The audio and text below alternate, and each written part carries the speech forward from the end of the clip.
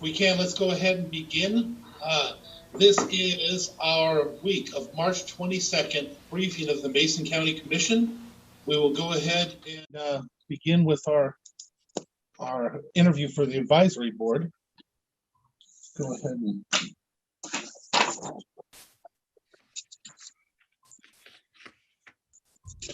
who's the first one we have up here? Catherine McLean. Oh, Diane. Diane, I know who she is. I can't see on the phone. My apologies. So with that, I'll go ahead and start. Commissioner Schutte, if you wouldn't mind coming in second, and Commissioner Trask finishing up on that. The first question would be, what do you see as the function of the advisory board?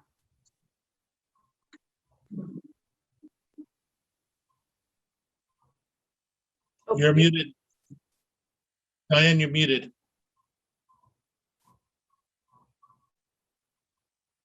Can you hear me? Yes, now we can hear you.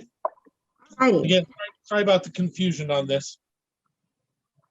No problem.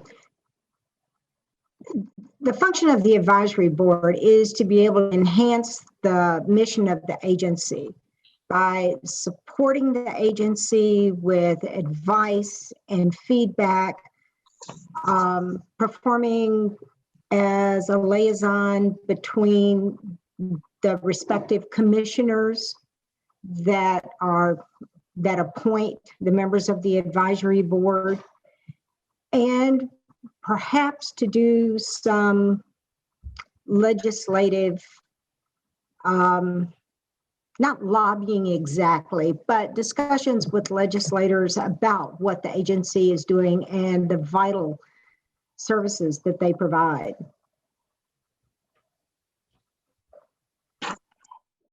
And why is it that you want to serve on this advisory board? Personal experience, really. Before I moved here, I spent a number of years as a volunteer with the Tanana Valley Hospice, and for a while I was on the board. And at that point in time, the hospice for the Tanana Valley performed a lot of the services that this agency does here. It made such a difference in so many people's lives. Later, I spent over 8 years dealing with my mother's dementia, and she was in a facility in Tacoma. The equivalent agency there, as well as the ombudsman volunteers, efforts were just priceless for us.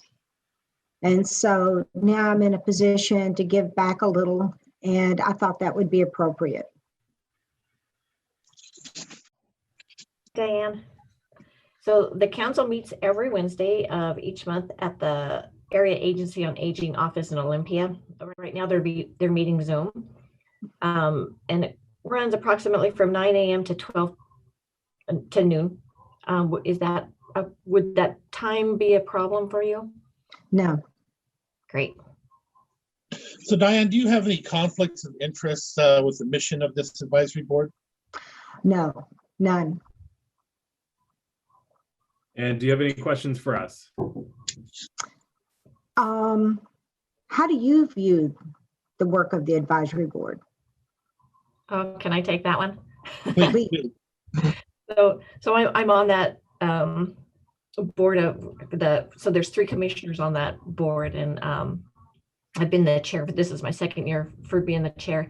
They are amazing. I cannot say enough about the good work that they do, the team that they have put together. The advisory board, I've attended some of their meetings, and every person on that board is just, their hearts are in it. They're in it for the right reasons, and they work so well together. So I honestly, I can't say enough about them. They are just, it's a great advisory board. Thank you. Do you have any other questions that you'd like to ask us? I think that's it. Well, I tell you, I thank you so very much. We'll be making our decisions here shortly, and we'll get right back to you. Our vote will probably occur at the next regular meeting of the commission. Okay, thank you. Thank you for being willing to step up. Thanks, Diane. All righty. Bye-bye. Now, do we have Jamie on here? I don't see.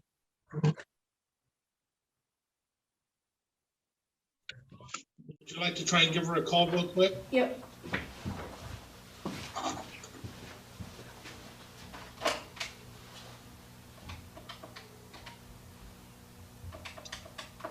Commissioners, believe it or not, I'm still waiting for my computer to boot up. I think this 2014 unit is probably done. I think you probably need a new computer. Yeah.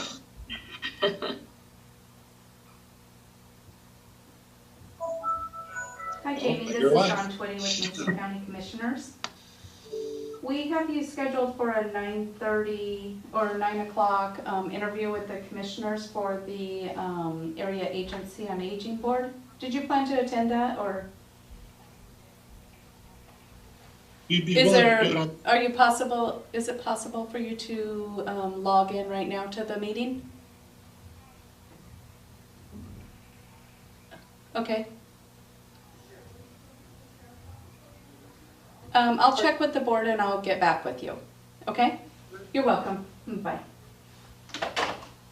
Commissioner, she got called into another meeting and is unable to attend this morning or to log in. She asked if you could reschedule that. If you can and you would like to, I will work with Diane to get that done. okay, let's, if you don't mind, let's go ahead and we'll have a further conversation, commissioners, during our commissioner time at the end of the meeting and make that final decision on what we want to do on that. But other than that, I would assume that we'll try to work something out. Okay. Does that work for you, commissioners? Good with me. Oh, I didn't hear you, Kevin. I'm sorry.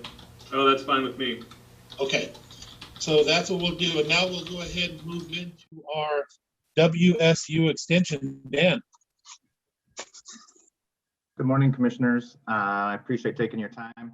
This morning, we had a conversation about 2 weeks ago regarding increasing Kathy Fuller, our 4-H program coordinator's position from a 0.75 FTE to a 1.0 FTE because she's retiring at the end of August.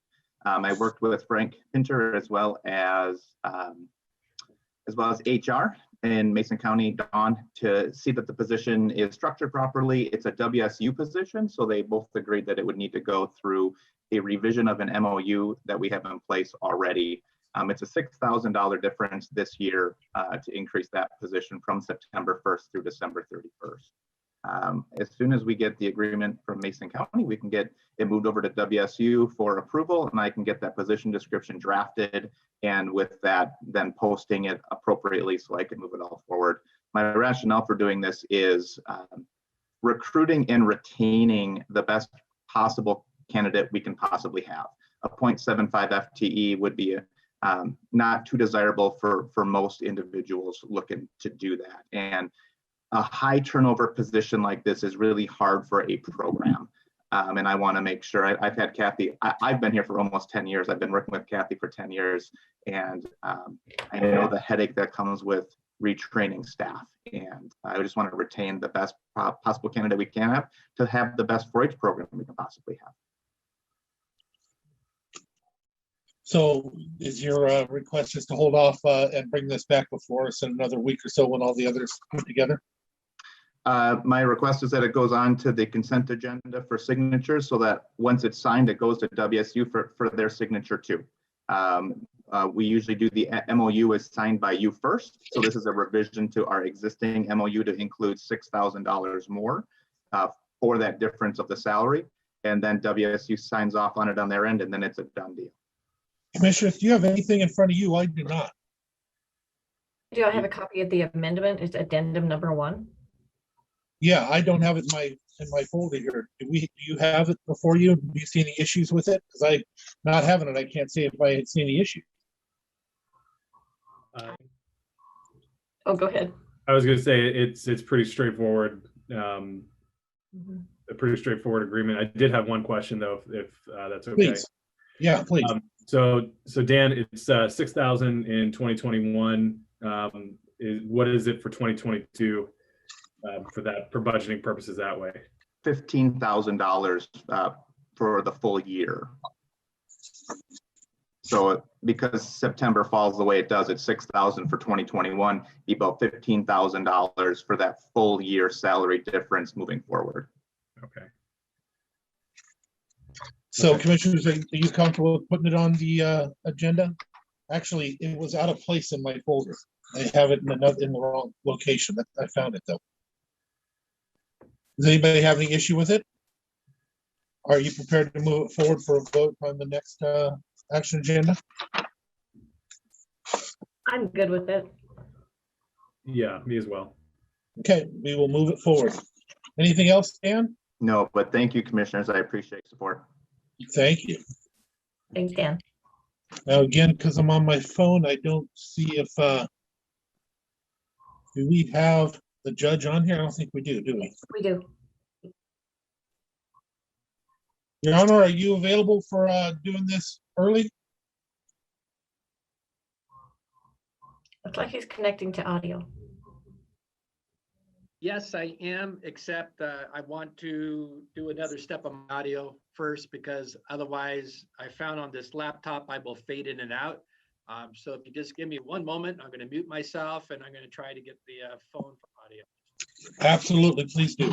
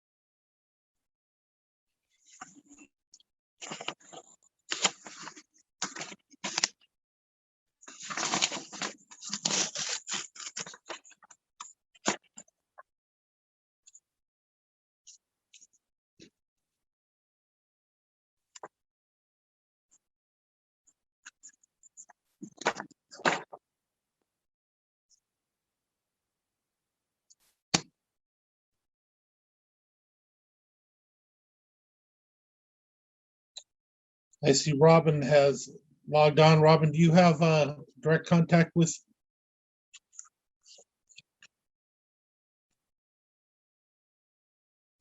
She dropped off of mine again now.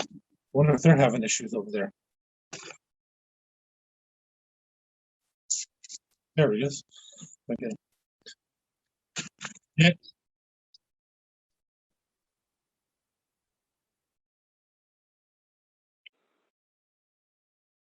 Okay, now can you hear me? I can. Okay, now it's going to show mute on the screen, but I'm talking on the phone while the audio or the video is playing. So hopefully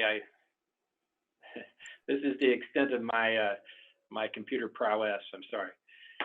Okay, the Superior Court has asked for a briefing this morning to talk about two things.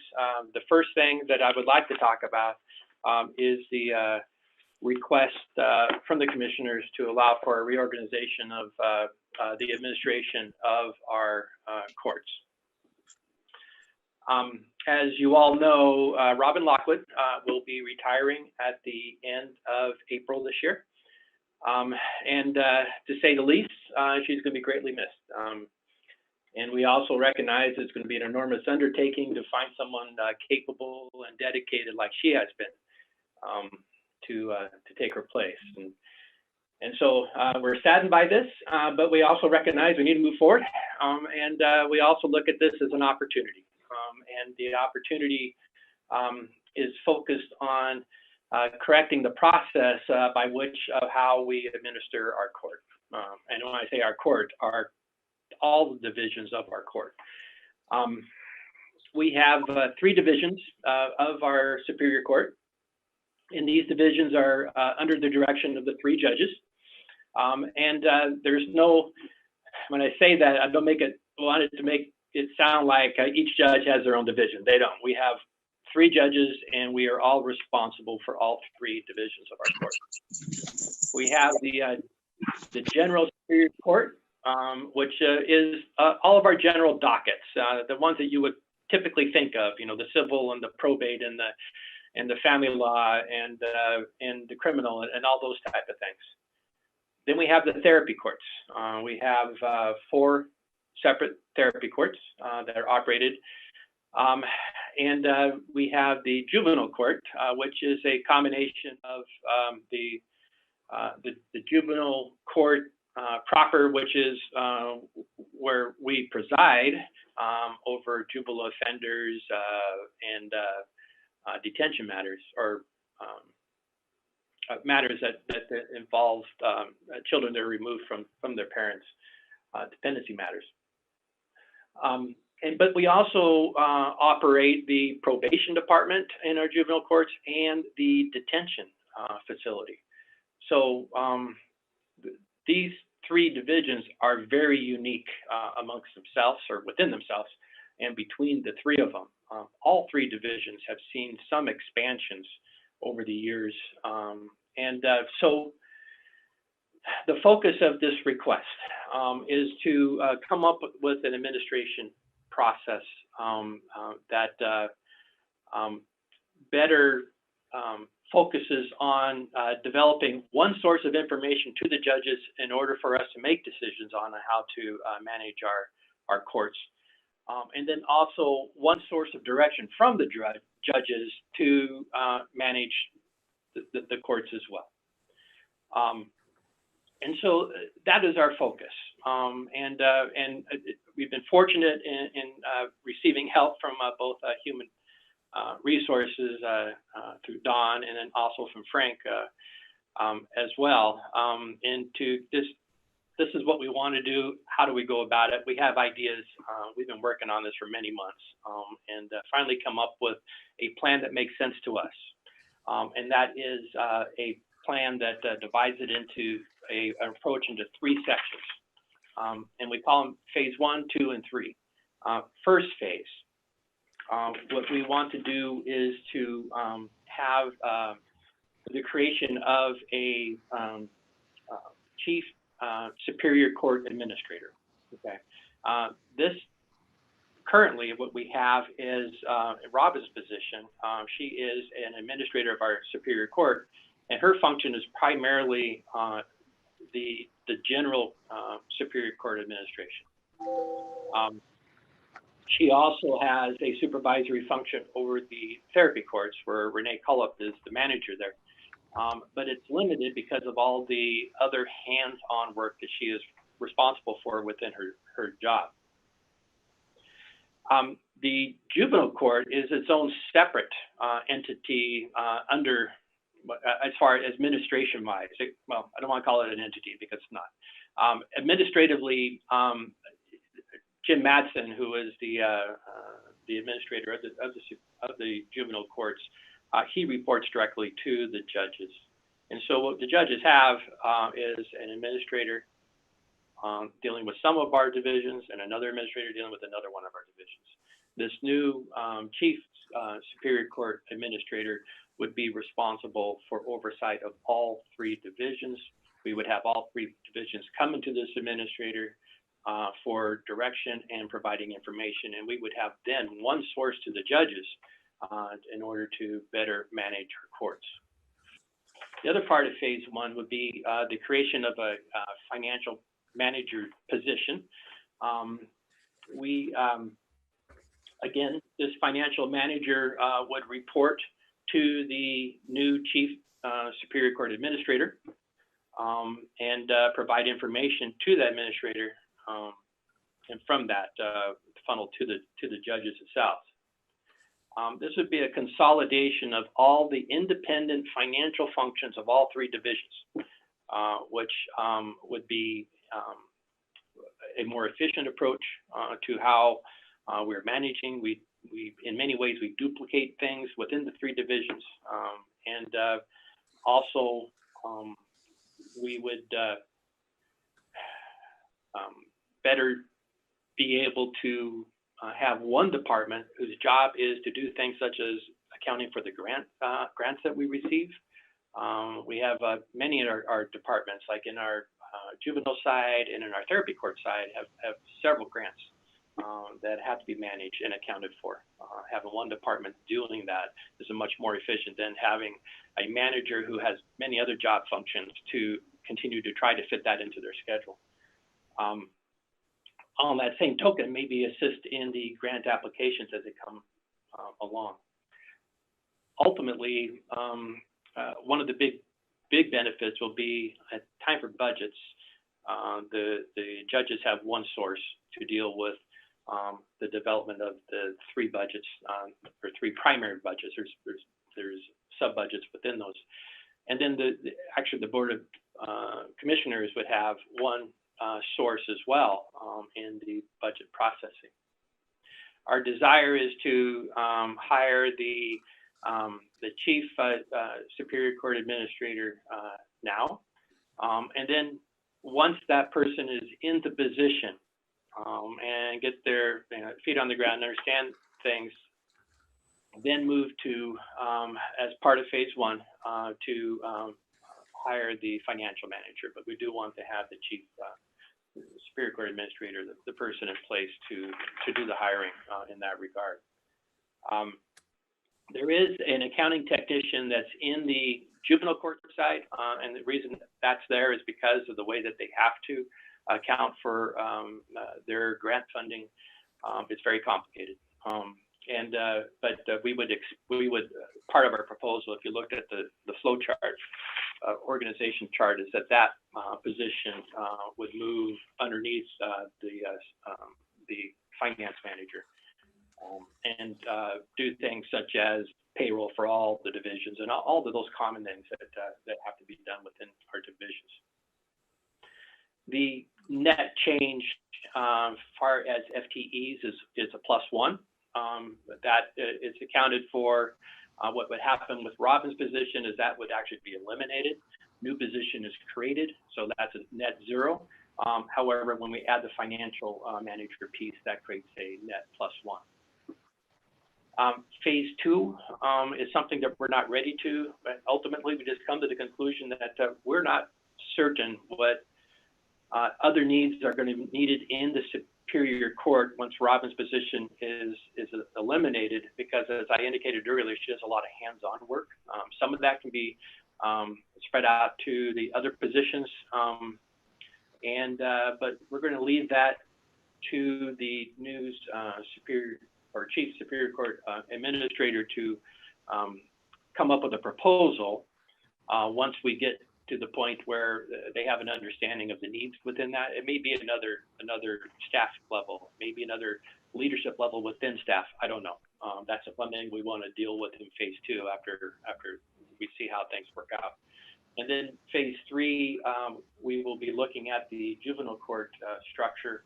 And as I indicated in our briefing materials, phase 3, we really don't want to deal with that issue until we see what happens out of the legislature as they are dealing with a modification of how we define juveniles for the purposes of juvenile court and juvenile detention, we anticipate, which could expand things to 18 and 19-year-olds. So with this approach, we are hopeful to establish a more efficient way that we run our courts and allow the judges to be able to better focus on doing what we're supposed to be doing, and that is presiding in our courts and to deal with issues that come before us. So that is our proposal for the first item of briefing. And so I'll open up to any questions. Commissioners. Yes. So, Judge Goodell, appreciate you and the court putting this together. I think obviously the best time to consider this is when you're going through a transition, and so I appreciate the level of thought that you and your colleagues have put into this proposal. Just the first question, just off the top of my head, is we see here the impact for 2021's budget. You know, kind of the same question I asked Dan Teuteberg in our previous briefing. But what does this look like for 2022's budget and kind of beyond?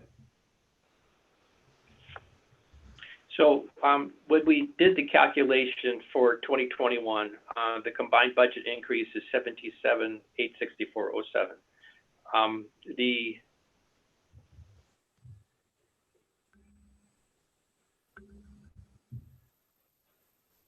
And I could probably do the math, but we're talking the elimination of $80,666, and then we add $91,323 and $67,206.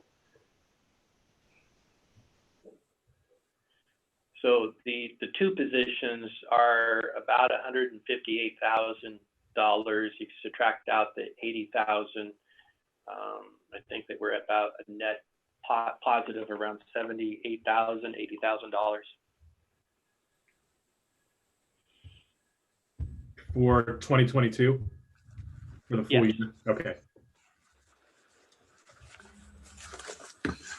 Commissioner Trask, do you have any questions? So in looking at our current salary range alignment, it looks like the position right now is a 35, and you're asking to raise it to a 40. Let me look here real quick. A 42 or 43. Yes. And so the way we arrived at that, and again, I worked with Dawn Twitty on that, and when she was looking at the level of what would be requiring for the qualifications of this position and comparable to other departments, she thought that that was the appropriate salary given the responsibilities.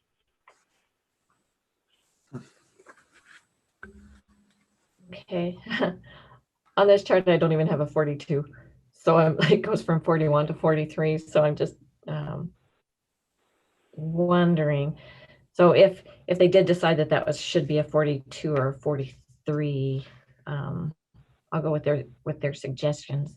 Just curious as to why there was that big of a jump. Understand that the extra job duties, but it's. Commissioners, I could weigh in. Yeah. When you look at the structure of their department and having Jim Madsen's position being overseen by this new Deputy Chief Superior Court Administrator position, Frank and I discussed this in length and felt that the 5% above that position was appropriate if you have that person reporting up to them. So would that be a 42 then, or would that be a 43? I believe it was a 43. Unfortunately, I'm in the chambers and I don't have all those notes. Just looking, because the probation and juvenile services administrator is currently a 40. A 40, so a 42, I believe, is what it was then. Let's see. No, actually, sorry. Frank and I had agreed on a 43, and when we budgeted, gave the estimates for the budget, it was set at like a step 2, so that it was, you know, mid-range, so we'd have appropriate budgeting numbers. It'd be a 43 step 2. Yeah. I mean, obviously the person could come in at an entry level, but assuming maybe somebody comes in with some skills, then you'd want to budget and accommodate for a mid-range.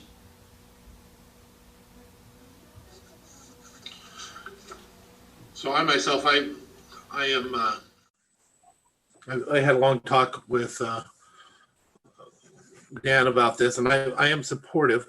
I am, like you, Commissioner Trask, curious on the level that we're creating this at, though. But maybe it is time that they have that high a level in that department as basically a direct supervisor right underneath the electeds.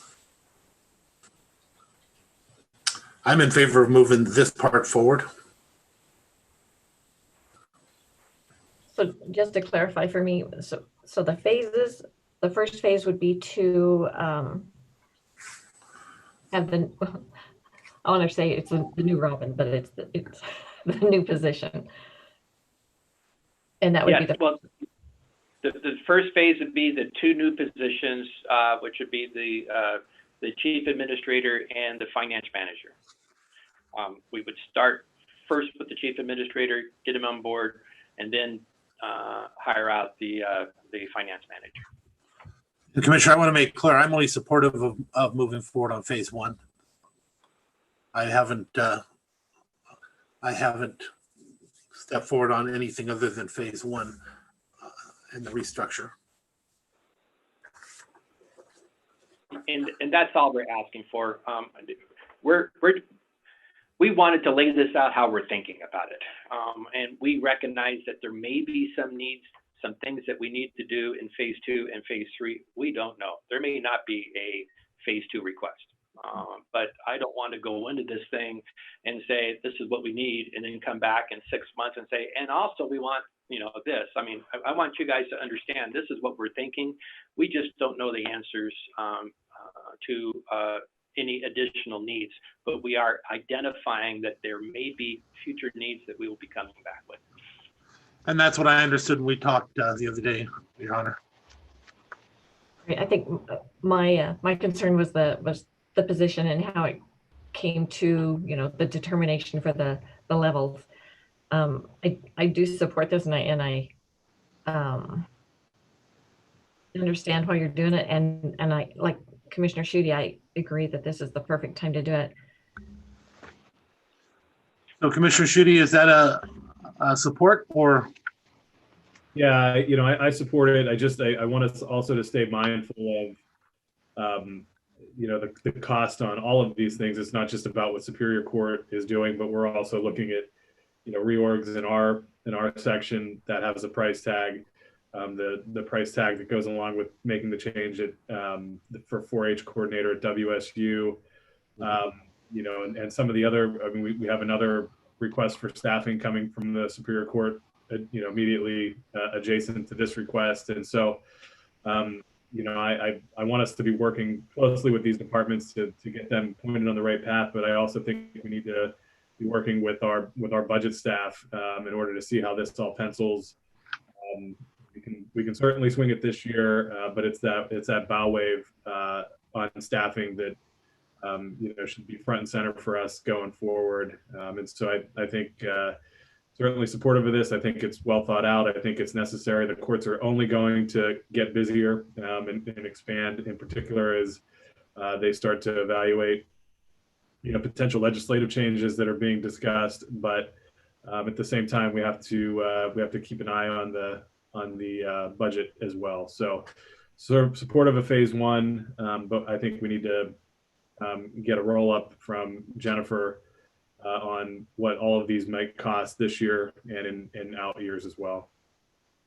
And so for clarification, we have 3 with moving forward and putting this on the phase one part on the agenda. Yeah, that's what I said. Okay. Go ahead, Dan. So we'll move forward on that one. So go ahead to your next part. I do have one other request on that, and that is I recognize in the normal course the action agenda, as I understand it, is next week. As I indicated, we've been working on this for some time, and as I also probably told to each of you, is that we're judges. We probably not quite as good at developing these things, and it took a long time to get here.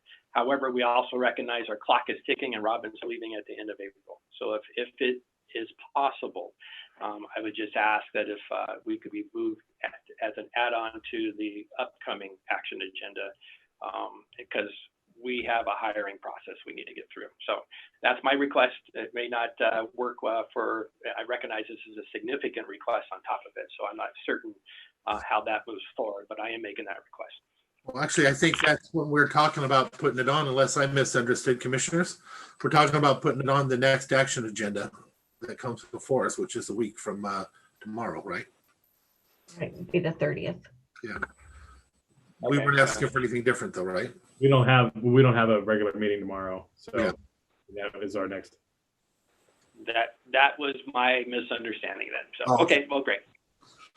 Then let's move on to our other requests then. I also have Jim Madsen, who's available on the Zoom meeting as well to help answer any questions that may come forward as a result of this request. Okay, so this has to deal with the detention center and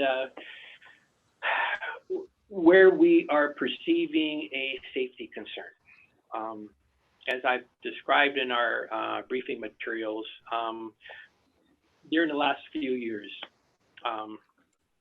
there's been several moving pieces when it comes to our detention facilities.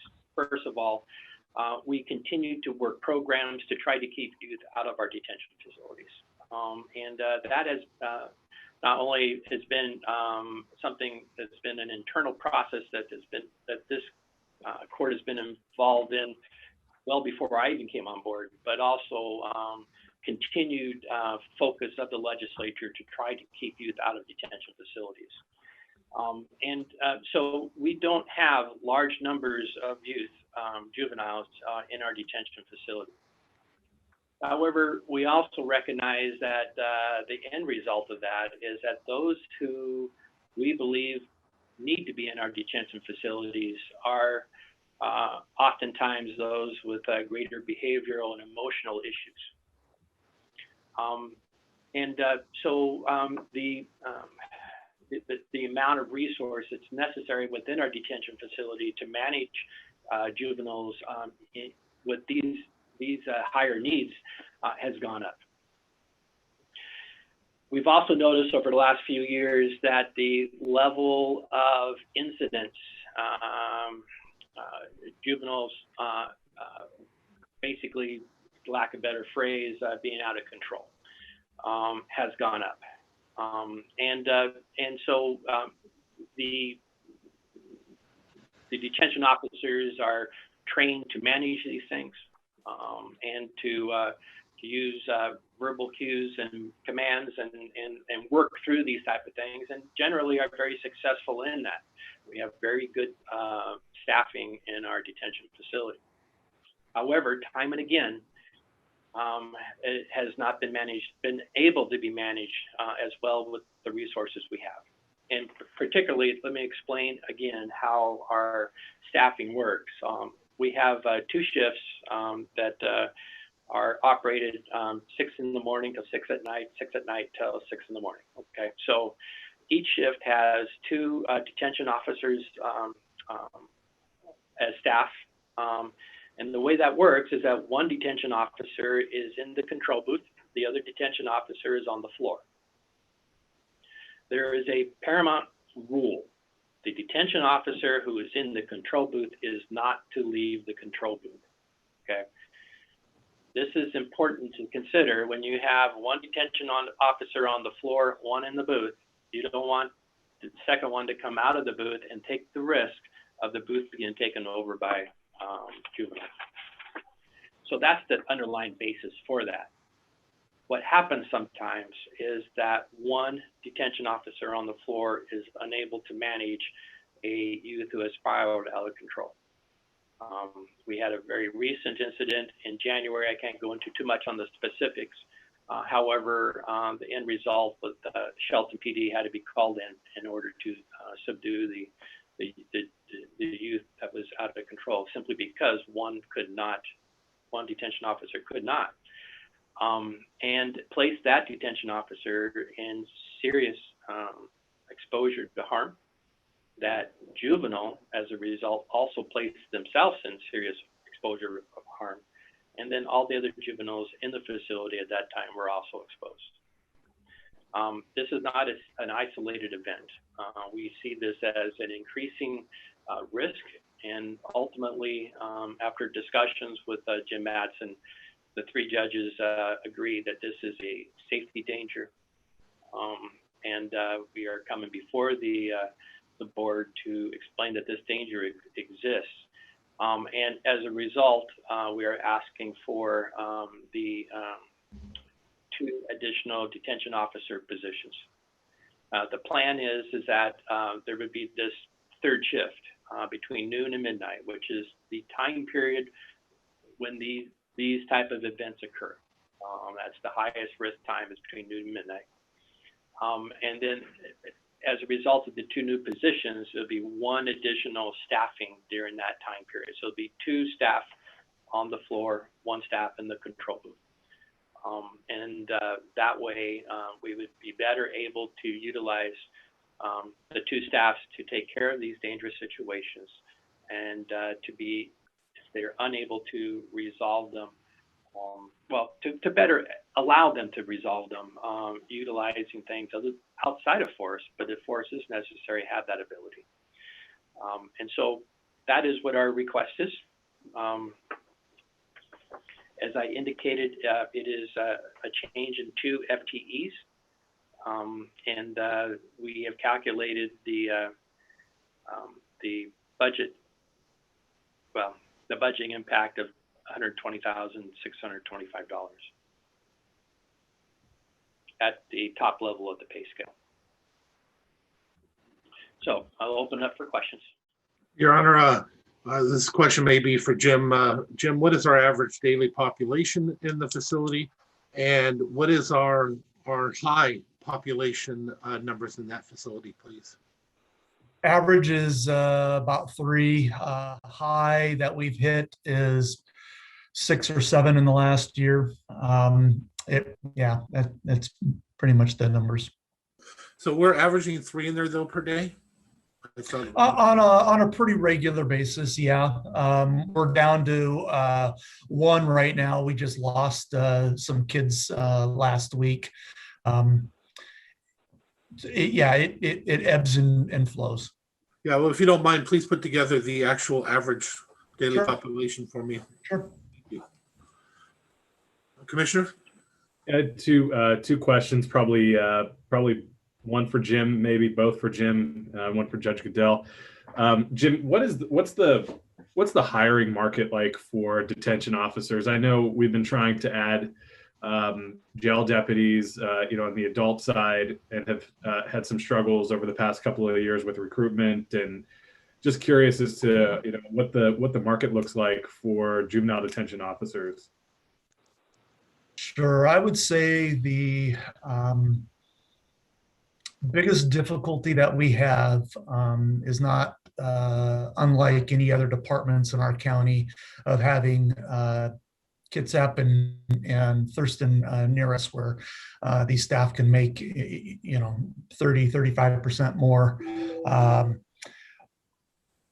But in reality, we've had some pretty good candidates come through the doors, and I think there's some differences between the adult system and the juvenile system. And I think mostly what that is they both have officer in their title, but I think people coming to the juvenile system, our culture that we have worked really hard on and continue to work hard on, really centers around working with these kids and having hope with these kids. And so we get a lot of people that really want to work with kids. And so I think it's a different pool of people.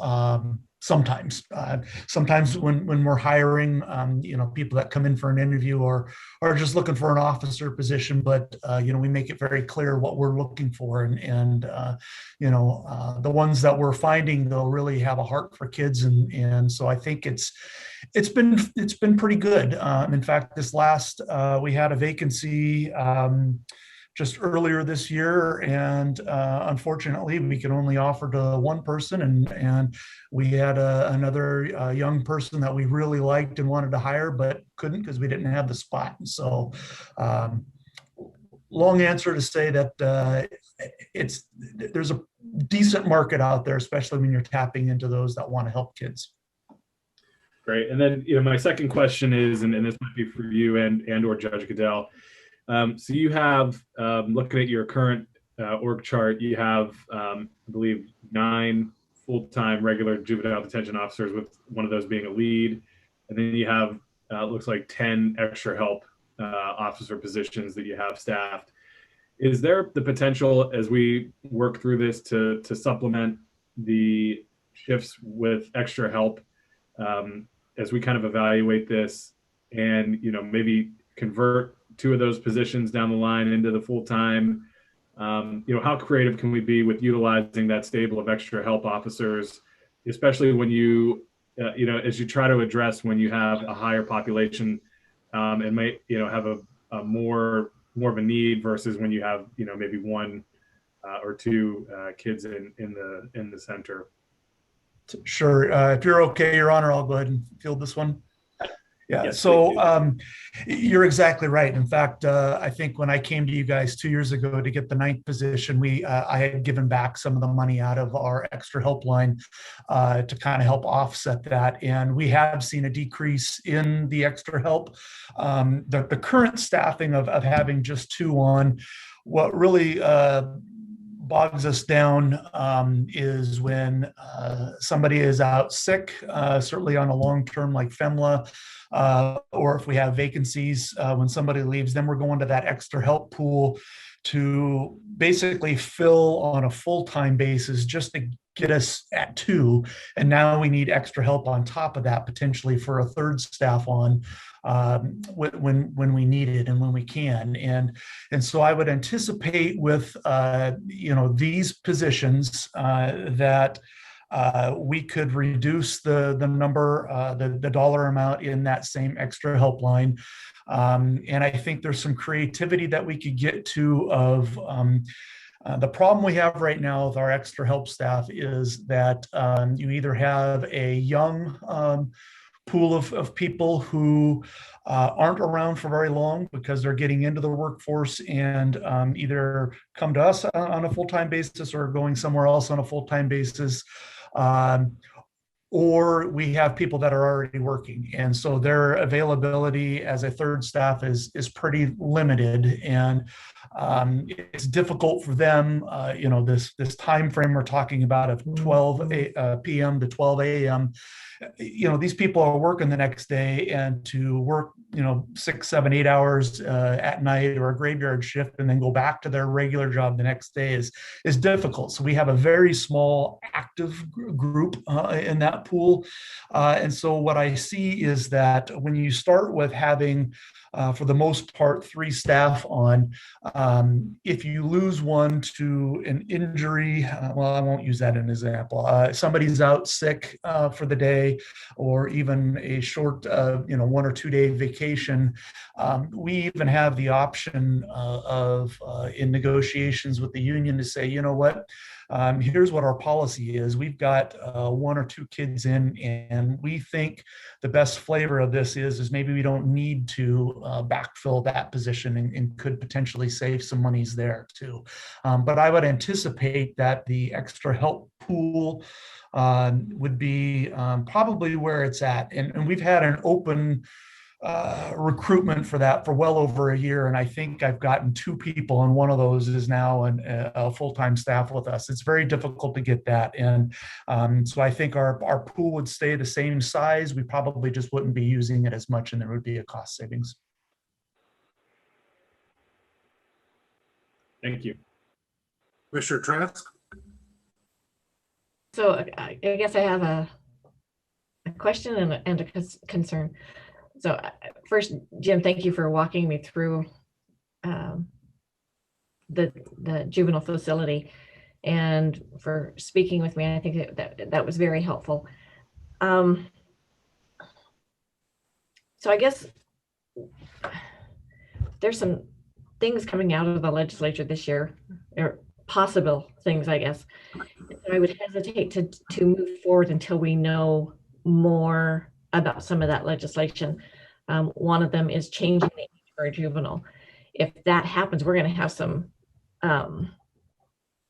serious discussions about how that's going to affect juvenile and the courts and our jail. So I think that there's 3 areas that we need to look at if that legislation comes through. And another is I guess 2 positions. I've been having a hard time. We got a lot of requests coming down the line, and I'm afraid of how it's going to impact our budget. So for me, I would like to wait until after session ends April 25th, I believe. And so after knowing where we're going to be as far as what's coming down our way, I would welcome this to come back. But for now, I'd like to just hold off for a bit.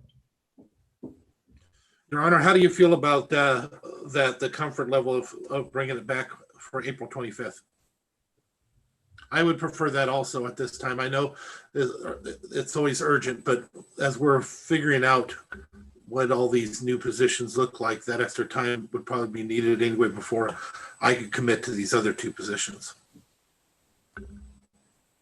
I recognize that that is, as I indicated in our last briefing, which is totally separate from this one, that we don't really know what's going to happen in our juvenile court action. We don't know what that means, what this looks like, what this legislation that potentially comes down. It may not come down. We're anticipating that if it doesn't come down this year, we're probably looking to something like this down the road. I think that is the general movement towards these facilities and how we treat young adults.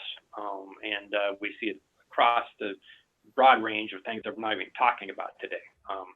However, as I've indicated to each of you, it is our job as the judges responsible for our department to identify when there is a safety risk. And we're not talking this is a small issue. This is an enormous issue. We are placing detention officers in a risk situation. And we've spent a fair amount of time understanding this. We look to Jim Madsen as our expert on this, and he has ultimately come to us and says, this is something that is a great concern, okay? That is why we are raising it to this level and explaining it to you. We recognize that it is your job to take a look at that and then determine whether something that needs to be dealt with now. So if that's and I totally get the desire to have all the answers and not wanting to do a piecemeal approach and do here a little bit here and a little bit there. But regardless of what happens out of the legislature, it's not going to dial it back. I can tell you that. It's going to be at least status quo, if not greater.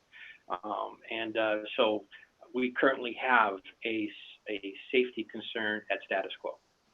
So I'll leave it to the commissioners to make their decisions on how to move forward.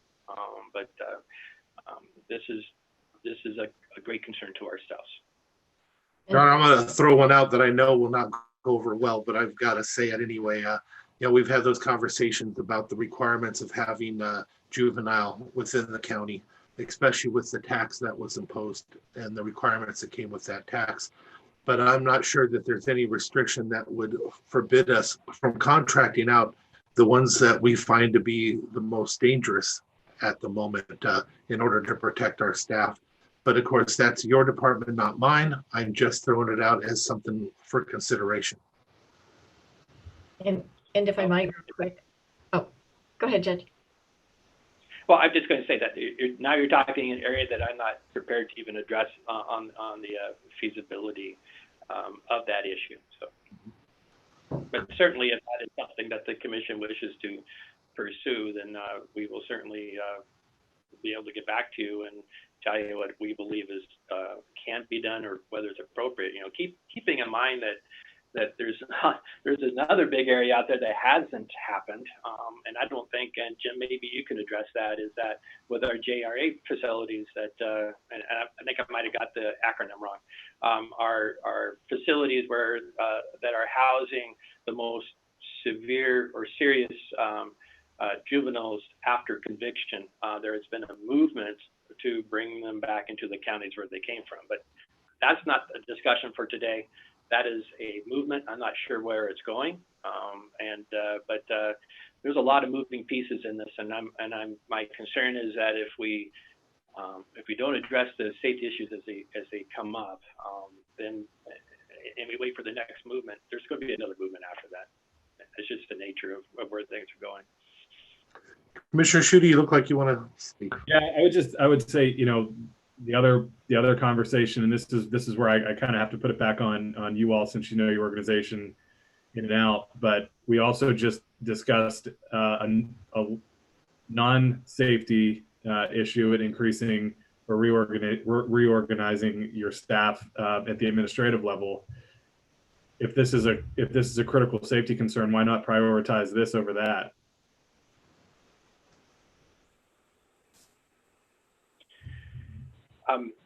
I'm not saying I'm prioritizing one over the other. These are both needs of our courts, and one is a safety concern. One is an opportunity to reorganize our structure in a manner that actually is a more efficient way of running, and allows us to better manage our department. So we're not prioritizing one over the other. We're bringing both to the commissioners as two needs, and it's unfortunate they happen at the same time, and I recognize that. While we've been working on the reorganization for several months, for a half year probably, the whole COVID thing has bogged things down. The issue with regard to detention is something that really came to a head after the events of January. So can I toss out an idea real quick? Just completely bouncing things off the wall, brainstorming. I think we have some big brains in this room. So let's put them to work. So looking at the new positions that were requested, the Chief Superior Court Administrator and the Superior Court Finance Manager, and the two positions for juvenile, would it be possible to begin with the Superior Court Administrator and one of the juvenile facilities positions? Would that be an option, or is it one? Is it one or what do you think on that one? Well, and Jim could probably help on this one, but in order to staff that shift 7 days a week, it would take two positions in order to staff that shift. So if we had one position, I'm not sure what, Jim, what can be made with one position to deal with this issue. So I appreciate I'm not saying a whole lot here because I'm letting the court speak for the judicial branch. I would tell you that anything that we got would be helpful, no matter what we're talking about. Because what we're really talking about is it's the unknown, and that's the difficulty. And I spoke to you a little bit about this, Commissioner Trask, that whether there's 6 kids in there or 1 kid in there, it's the group dynamics of who is in there, and how do I want to say this? I guess you could have one youth in there that is very aggressive, dangerous, or highly suicidal that requires some pretty severe physical intervention. And you could have 3 kids in there that don't pose that problem. But you also don't know what a problem a kid might show until it's too late and happening. And by the time, I can't tell you the amount of times without a detention manager as the administrator trying to help cover that I personally work the floor and have to drive down in the middle of the night for safety reasons. Because when it happens, and it's almost too late by the time you're calling to get help in. The staff is already in the midst of a potential physical intervention. And when you're dealing with one-on-one physical intervention, that can get real tricky. And so I would take anything at this point. And if we're trying to be creative, I'm all for it. And I also appreciate that you just heard Judge Goodell talk about phases 2 and phase 3. Phase 3 having the juvenile department, and maybe there's a time then when the chief administrator and could look at what the needs are and talk a little bit more at that point. So just my thoughts. Does that change your position, Commissioner, on the time, on the dates? Well, it makes me want to kind of step back to the previous discussion, as well as just going for not both positions for the Superior Court, but maybe just one position for now. And then maybe I don't know, and one guard. I'm got a bunch of numbers going through my head, and trying to make it all work is it's a little foggy right now, I've got to be honest. Commissioner Schutte, this new aspect of separating it out, what are your feelings? Yeah, I mean, I guess I don't have any particular opinion one way or the other. I mean, I think it's kind of splitting the baby, and I think we're going to be right back here dealing with the parts that are left out one way or another. But at the same time, I mean, I don't know that, again, that prioritization question. I don't know that if we did the administrative reorganization, that I would be comfortable moving forward with both of the detention officer positions today. I think there's it's been 2 months since the incident, and we're discussing it now. So there's been some management attempt made to make it work in the past 2 months. And again, I think there could be in the interim some utilization of the extra help positions when that population or those particular types of juveniles are in there to address some of those staffing issues as we figure out how this works. I mean, it is, plain and simple, a budget and finance question that we have to figure out. And if we're going to spend north of $100,000 on an administrative reorg and then north of $100,000 on these 2 juvenile detention positions, I mean, that has a significant budget impact. And I think there has to be some decision made on the court side as to which, if we can't do both or can't do both in their totality, then what can they live with? What can they make work? What is their priority? I can't come up with the priorities for them. My job is to figure out what we can afford and how to make that part of it happen. But the prioritization question has to be answered by the courts. Your Honor, I would agree with that statement. I think this is a time where we need some guidance from you on what's most important, because the truth is, you knew going into this that there's a limit on what we would be willing to do and what we could do. It's a hard question before us right now. I think we need you to weigh in and tell us what you think is the most important, and help guide us in our decision making for your budget. And I'll just add on to that too. The other part of this is, I know that this is a complex issue. The other option is we leave everything as is and revisit on Monday briefing next, and give you a little bit more time to think through it, without making any changes to the decisions that we've already made for this morning, and just give you all an opportunity to huddle back up and think through it and revisit it on Monday. Your reorg for administration has already been moved forward to the next regular meeting, so that is has a good placeholder there. And if you want the week to think it through and have those conversations internally, I'm also okay with that.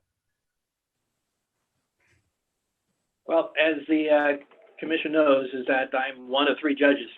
And so if that's the request, what I will do is I will sit down with the other 2 judges. I'll sit down with Jim, and we will take a look at this and we'll be able, at the very least, be able to better answer a couple of the questions that you have posed today, and then let you know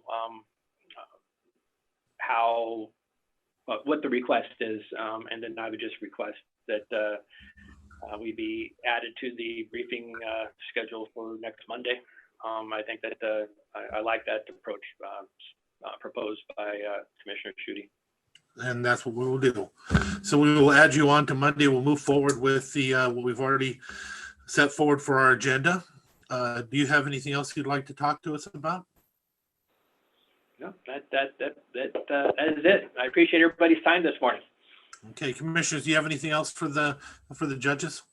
Just appreciate you keeping working through this. I know it's a tough one. Yeah. Me too. Thank you, Your Honor. Okay. Thank you. Next, we're going to move on to community services. Dave Windom. There we go. There. Hey, there we are. Good morning. Good morning. Okay, so first on our agenda is Alex. See Alex on there? Yeah, I'm here. Okay. Morning, commissioners. Morning. I have 2 applications for our on-site sewage advisory committee. If you recall, last summer, this committee revised their bylaws from Board of Health to Board of County Commissioners for position appointments. These 2 folks have been serving on the committee and have reapplied for another term, serving as the realtor and designer positions. And these are the only applicants we have for it, and they're both returning, correct? Correct.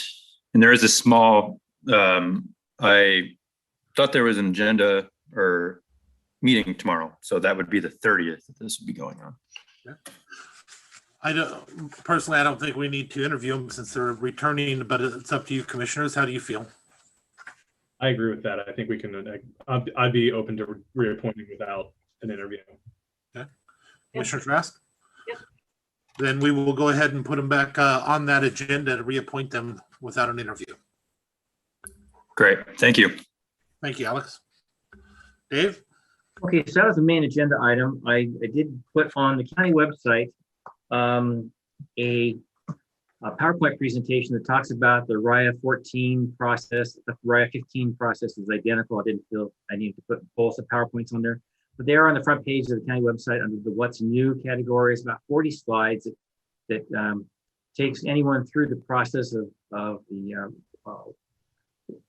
water resource inventory area work, the REC work that we're working on, and how we got from the legislation 1691 to where we are at right now, which is in the next month, we're going to be going forward with the approval or non-approval of those water resource plans.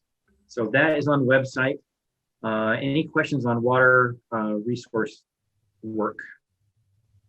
Just to confirm, I have April 21st as our 14 voting date. I think so. And I just saw something from Angela this morning. I will double check and get back with you. Okay. Okay, I just saw your other email, so we're good to go on that too. Okay, and I'm going to be going through these again, and we can just visit one-on-one about some of the policies and procedures that are in those 2 plans. Dave, is there, sorry to just clicked in my mind. Is there a way then for folks, if they review that, to submit comment to you? Absolutely. Yeah, just email it to me. We could put a link on there. Yeah, I think that might be helpful, just as, you know, we've put it out there. There may be people that have comments or questions or concerns or want to share their support or opposition. All right, and I think I'll see about doing that, and then we can maybe just put both the plan links in with that as well, so they can look at the full plans. I think they're already on there, but we can just link them together in one spot. Great, thank you. Other questions for Dave? Other than that, it's pretty quiet. We've got a big vaccine clinic coming on Thursday. It's the second dose for around 1,200 folks. We'll be doing that at the airport. We've got a clinic going Wednesday up North Mason County, and we're just continuing to move forward on our clinics. We do have a pop-up clinic coming from one of our employers on Wednesday as well. So that'll be about another 350 folks. And I think we're also reaching out to the senior citizens here in Shelton as well this week. So starting to make some big progress in that B2 category. Yeah, it won't last long up there before we're moving on. Already getting quite a few that have cross-pollinated, so to speak, and they're right already vaccinated. So right. So yeah, there's a lot of stuff going on. We are trying to get some clarification. The CDC came out with a recommendation on 3 feet for schools, and on the health officer call on Friday, that was not well met. So the state has not adopted the 3 feet rule yet. So the state's still sticking with the 6 feet rule. So as I find out more, I will keep you updated. Dave, I also asked that we've been investing quite a bit into the community development side. I'd love to see some numbers showing that some of the things that we're doing are having a positive effect. Yep. If you wouldn't mind sharing that with us at our next briefing. We'll do. I'll have to help pull the numbers. Thank you. Dave, do you know, or can you at least speak a little bit to what percentage of our county's students are in class, in person, at least part of the week? You have that data? You know, I've got Christopher tracking that. I can have that information for you. I don't have it in my fingertips here. Yeah, I got stuck behind a school bus this morning, and that was pretty exciting. So, yeah. So the school buses are out there. So the in-person classes are going. Our 2 private schools have been going since August. So I think we're starting to see the in-person stuff start to move forward. It's good news. I spoke to a school board member, and she said that the Shelton School District, they are at 40% right now. Okay. I've got several kids that are in school. 3 of them, it's pretty interesting now that high school has started back up. They were so reluctant, so hesitant. But I can tell you when they're coming through the door together at the end of the day, they seem to be laughing and joking, and something is changing inside of them, getting back out there into the real world. They may not have noticed it, but I sure do as a father. Yeah. I think we see I have great optimism right now. I think we see some good stuff happening, around the pandemic stuff. So good things to come, I think. Wonderful. All right. Thank you very much. That's all I have. All right. And one more time, Commissioners, do you have nothing for Dave? All right. Have a great day and thank you. Next up, we're going to go ahead and move to Public Works. Loretta Swanson, are you on? I'm here, Commissioners. Good morning. Hi, Loretta. Hey. And I got Mike here with us, and Richard's free this morning. No utility reports. This morning, it's all about our annual CRAB certifications and submittals that are due the 1st of April. And I'm going to kick it over to Mike to give you a quick rundown of that business.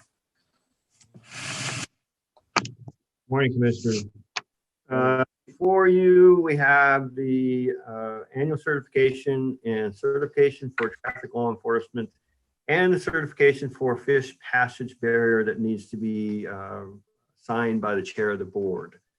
And so these are annual certifications that CRAB board requires that we turn in prior to April 1st, and so we can still retain our gas tax monies and our RAP funds and et cetera. So, you have any questions on these? Nope, we're good with moving forward, right? Hearing no objection. Yep. I have to tell you, Mike receives the Patience Award. The submittal program from CRAB was really trying. One way to describe it. Yeah. One way to describe it. So we'll be happy to have that wrapped up and done. Next up, we've got a private line occupancy permit. This is a typical permit to install a new underground sewer transport line. The line will go under Haven Lane and Northeast Rhododendron Boulevard. Applicant has paid the process. We've reviewed that with Terry. We're recommending to approve this. Any objection, commissioners? No issue with me. Okay, we'll move that forward, please. The next item we have is the county forces construction projects. Twice a year, before and after construction season, we have to be notify in the paper that the county forces intend to do some construction, and then afterwards we have to report what construction we actually have completed. So this is our final notice from last year for last year's construction. As you can see, that includes Deegan culvert replacement and the Shelton Valley culvert replacement. So I'd just like to comment that the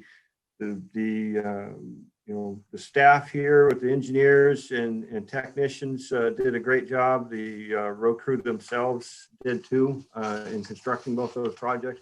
We lined them up back to back and used a full month of August, and there's a few maybe thought it couldn't be done, but it got accomplished and very efficiently too. So good job for them. Cool. Great. All right, and then that's it for our briefing items and action coming up. And now Mike will be presenting the 2021 annual bridge report. So before you is the 2021 annual bridge report. Fred Perryman, just prior to his exiting, he put together for us.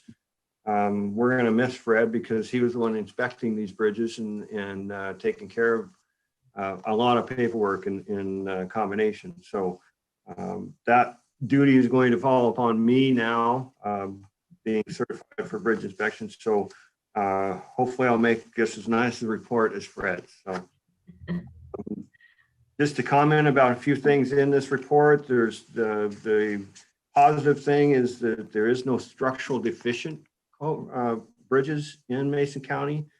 A structural deficient bridge is a bridge that has a load-bearing member that would be deteriorated in some way, so it would not be able to carry the load. So that's a good thing. That means we've been maintaining them and replacing them when needed. We do have 65 structures. The majority of them would be concrete. Very few timber structures, about 9 if you look through the pie chart and stuff. So overall, we only have 3 structures that are what they call a sufficiency rating below a 50. And so that's a positive there. By the way, to have a replacement of a structure, the rating's got to be below a 40.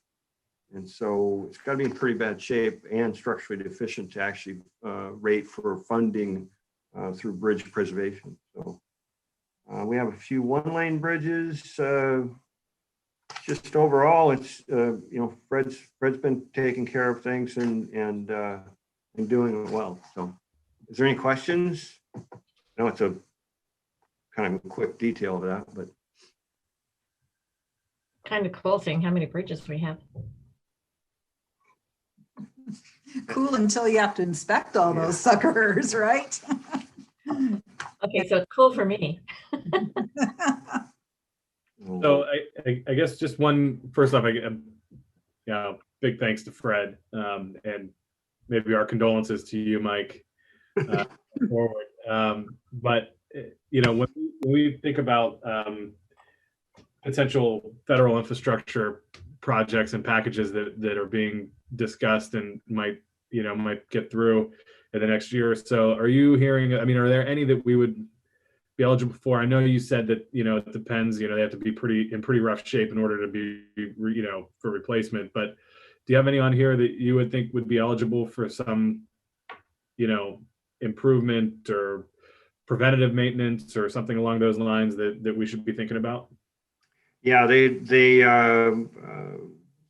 the requirement for any kind of repair work is got to be below an 80 for the sufficiency rating. So a lot of these bridges would meet that requirement. So what we'll do is probably start looking at them very seriously as to what's the cost effectiveness, because one of the problems is if you fix it, then it doesn't rate low. And so if it doesn't rate low, you can't replace it. So you kind of got to weigh, what the use of the bridge is and the future, and what it's worth to doing. Currently, the one that's the biggest one that's the issue is the Harstein Island Bridge, and we do have a $3 million repair project for that. That's to repair the deck. There's some delamination. In other words, there's some of the deck that's kind of hollow, popped loose. There's some separation of the concrete from the rebar, quite a large area of the deck surface. And so getting that fixed ahead of, before it really becomes a problem is very important. So they did manage to secure the funds for that. And so we're looking at that to do P work this year and then construction in 2022. So they've been following those lines. So yeah, they've been looking at doing some repair work. Great, thank you. And then one other question. So functionally obsolete, what does that mean? Does that just mean that there's been different design improvements that are more preferable, or how should that be read by me or anybody else that is going through this report? Basically, functionally obsolete is the bridge met the requirements when it was designed for, but at this point in time, 20, 40, 80 years later, it doesn't meet their criteria for, most of the time it's the width that's an issue. You have bridges that are, 16, 18 feet wide. They don't meet the requirements for current standards. And so that's really functionally obsolete is that it may even be posted because back then the traveling public was much lighter than the heavier trucks that we have now. So it may not, it's saying that it's not structurally deficient, it's not deteriorating, and that's why it's failing or limited in capacity. It's saying that it's just basically of its function itself. The time period that it was constructed is different. Gotcha. Sounds right. We all get functionally obsolete at one point or another, right? Eventually we all. Commissioner, you're still young. Believe me, you'll understand that statement even more in another 10 years. Do you have anything further for us? We do not, commissioners. Okay, so we have the hearing extended that's coming up. Any comment you want to make on that? Nope, just a reminder and we'll be ready.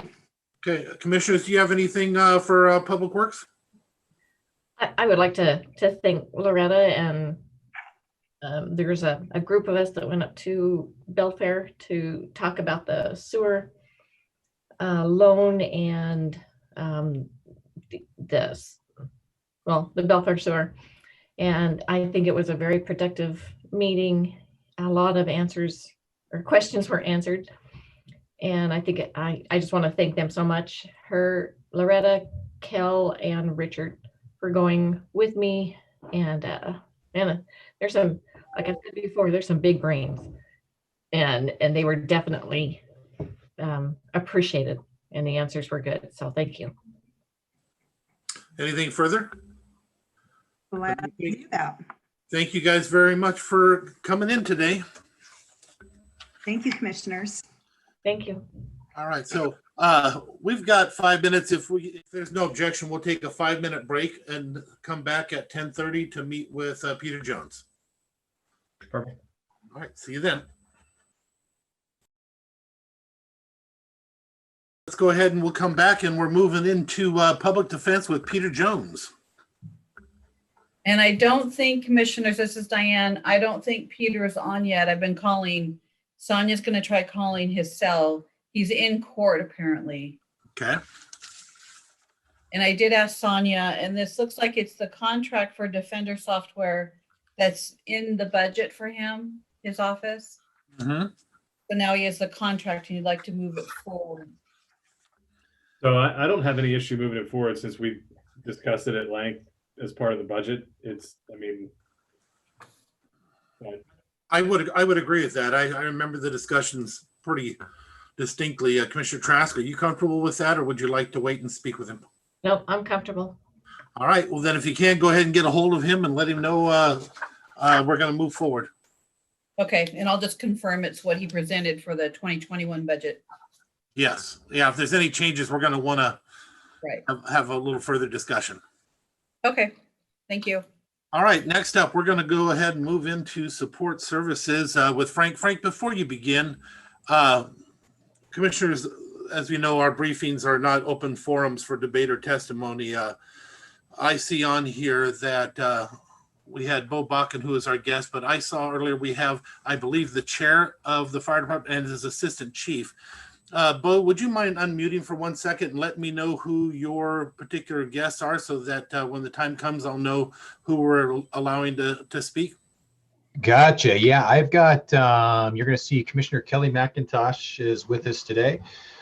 We also have Assistant Chief Scott Cooper, myself, and I don't think I see him on just yet, but if time allowed and his work schedule allowed, Fire Commissioner Paul Severson was going to jump on as well. Okay, I'll let you recognize him at the time when that comes on. Frank, I just wanted to know so I know who we're dealing with, because remind the public that this is not an open forum. You'll be given an opportunity if things move forward to speak at the commission meetings. Go ahead. Absolutely. Thank you, commissioners. And as you mentioned, the first item that we have is a discussion with North Mason Regional Fire Authority regarding the status of their new facility and what impact that may or may not have on county and county facilities. And I'll open the invitation to Scott Cooper and to Kelly McIntosh. If you would like to unmute yourselves, you are welcome. You can also put your face up if you want to. That's up to you. That's okay. I'm working from home and also have a kid that comes running back and forth to help. So I'll just stay off camera, a little easier. But thank you for acknowledging us and letting us in. And I'm just going to let Bo probably give up the updates because he and Scott are working much more closely with regards to our construction process. Thank you very much. Bo? Well, perfect. Well, thank you, commissioners. It is, it's been a while since we've regrouped and had a conversation on the project itself. And so I appreciate the opportunity to kind of hopefully get a little insight as to what's happened. I think it's probably been about a year since I've talked to anybody at the county with any length as to what's going on. And the reason for that has just been, it's been so much happening in very short order. And so, which is all good stuff. But one of the things that we have difficulty with, me personally, is I'm in the fire business and I'm not in the building business. And so I am learning, as we all are, on the fly about the process. And boy, is it quite nuanced. And so where I'd like to maybe pick it up is really kind of going back to November 5th, 2019. So this is almost a year and a half ago when we had a campaign to put out a bond for building the project. And so we put out a project that talked about the build of a new headquarters fire station on 3.5 acres just north of the existing fire station. It was going to be a 20-year bond, and it is a 20-year bond at $10 million. And we were doing that kind of in response to a feasibility study that we had commissioned earlier on. And one of the things that we approached the county, and Commissioner Trask, this might have been a little bit before your time, but we talked about the county potentially having a role in the existing building. And we signed a non-binding letter of intent that we would have those discussions at some point. Talked to the sheriff's office at that time as well to see if there would be any interest in coming into the building. And so our campaign was really wrapped around the potential of creating, with of course the cornerstone being the fire station itself and the expanded space, but creating the potential for a North Mason emergency management campus where you would have really your public safety sectors in one location here on the Old Belfair Highway. November 5th was a great night because it did pass, which was no easy effort. We were asking for a significant amount of money and not the best of times. But with 65%, the North Mason community supported the concept and the proposal. And so little did I know what was going to ensue and what we had signed ourselves up for with the project itself, because there was going to be a lot that was going to come at us in very short order. The first thing we ended up having to do was go out and get a bond rating. So we were going to get ready to sell our bonds, but we had to enlist the help of a firm called D.A. Davidson to get a bond rating. And I was blown away and actually very surprised and pleased that we were able to capture a AA- bond rating. And that's a same bond rating that I believe Mason County has and multiple larger fire districts around us have. The nice thing about a good bond rating is the fact that when you go out to sell your bonds, it reduces your interest rate because you're looked at as being less of a risk. And so when we combined our bond rating that we received, I believe either in February or March, we combined that with, we timed it almost perfectly to the day on the day we sold our bonds. We were watching it really, really closely, trying to get the best interest rate possible. And we almost nailed it to the exact day as to getting the lowest interest rate possible.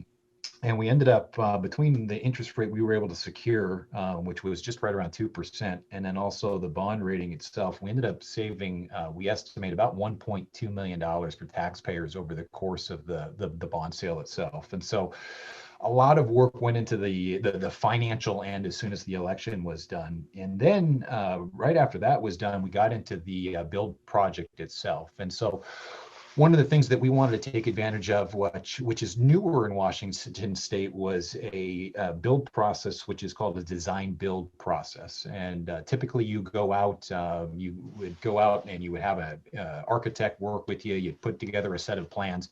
You would then put it out to bid, and hopefully, you get some couple of bidders that come in, and you go ahead and, more than likely move on with lowest bid. You don't have to, but that's normally what you would do.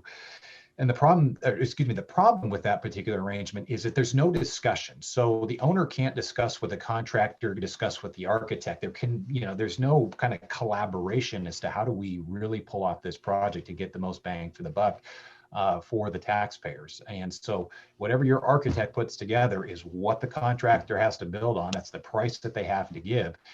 And then if anybody's been in public works, that it's nothing but change orders and things that you forgot and discussions that didn't happen. And it's just ripe with a bunch of complexity. And so the state, just a couple of years ago, and we were actually the second fire agency in the state of Washington to go through the design build process. But what it allows you to do is it allows a jurisdiction to go out and actually contract based on qualifications, not necessarily bids, but you actually hire a contractor and architect team that come together to have a discussion with the owner, which in this case would be us, about the project we want to build. And the whole goal of that discussion is, one, to design the building, but then also two, to get towards and move towards what's known as a GMP, or a guaranteed maximum price. And so what is neat, and this happened for the better part of about 6 months, is the contractor, the architect, and ourselves, we are all sitting there working in real time to, the architect would come up with an idea, and the contractor would say, well, no, let's think about it a little bit differently. Here's how, from a contracting perspective, we can save some money.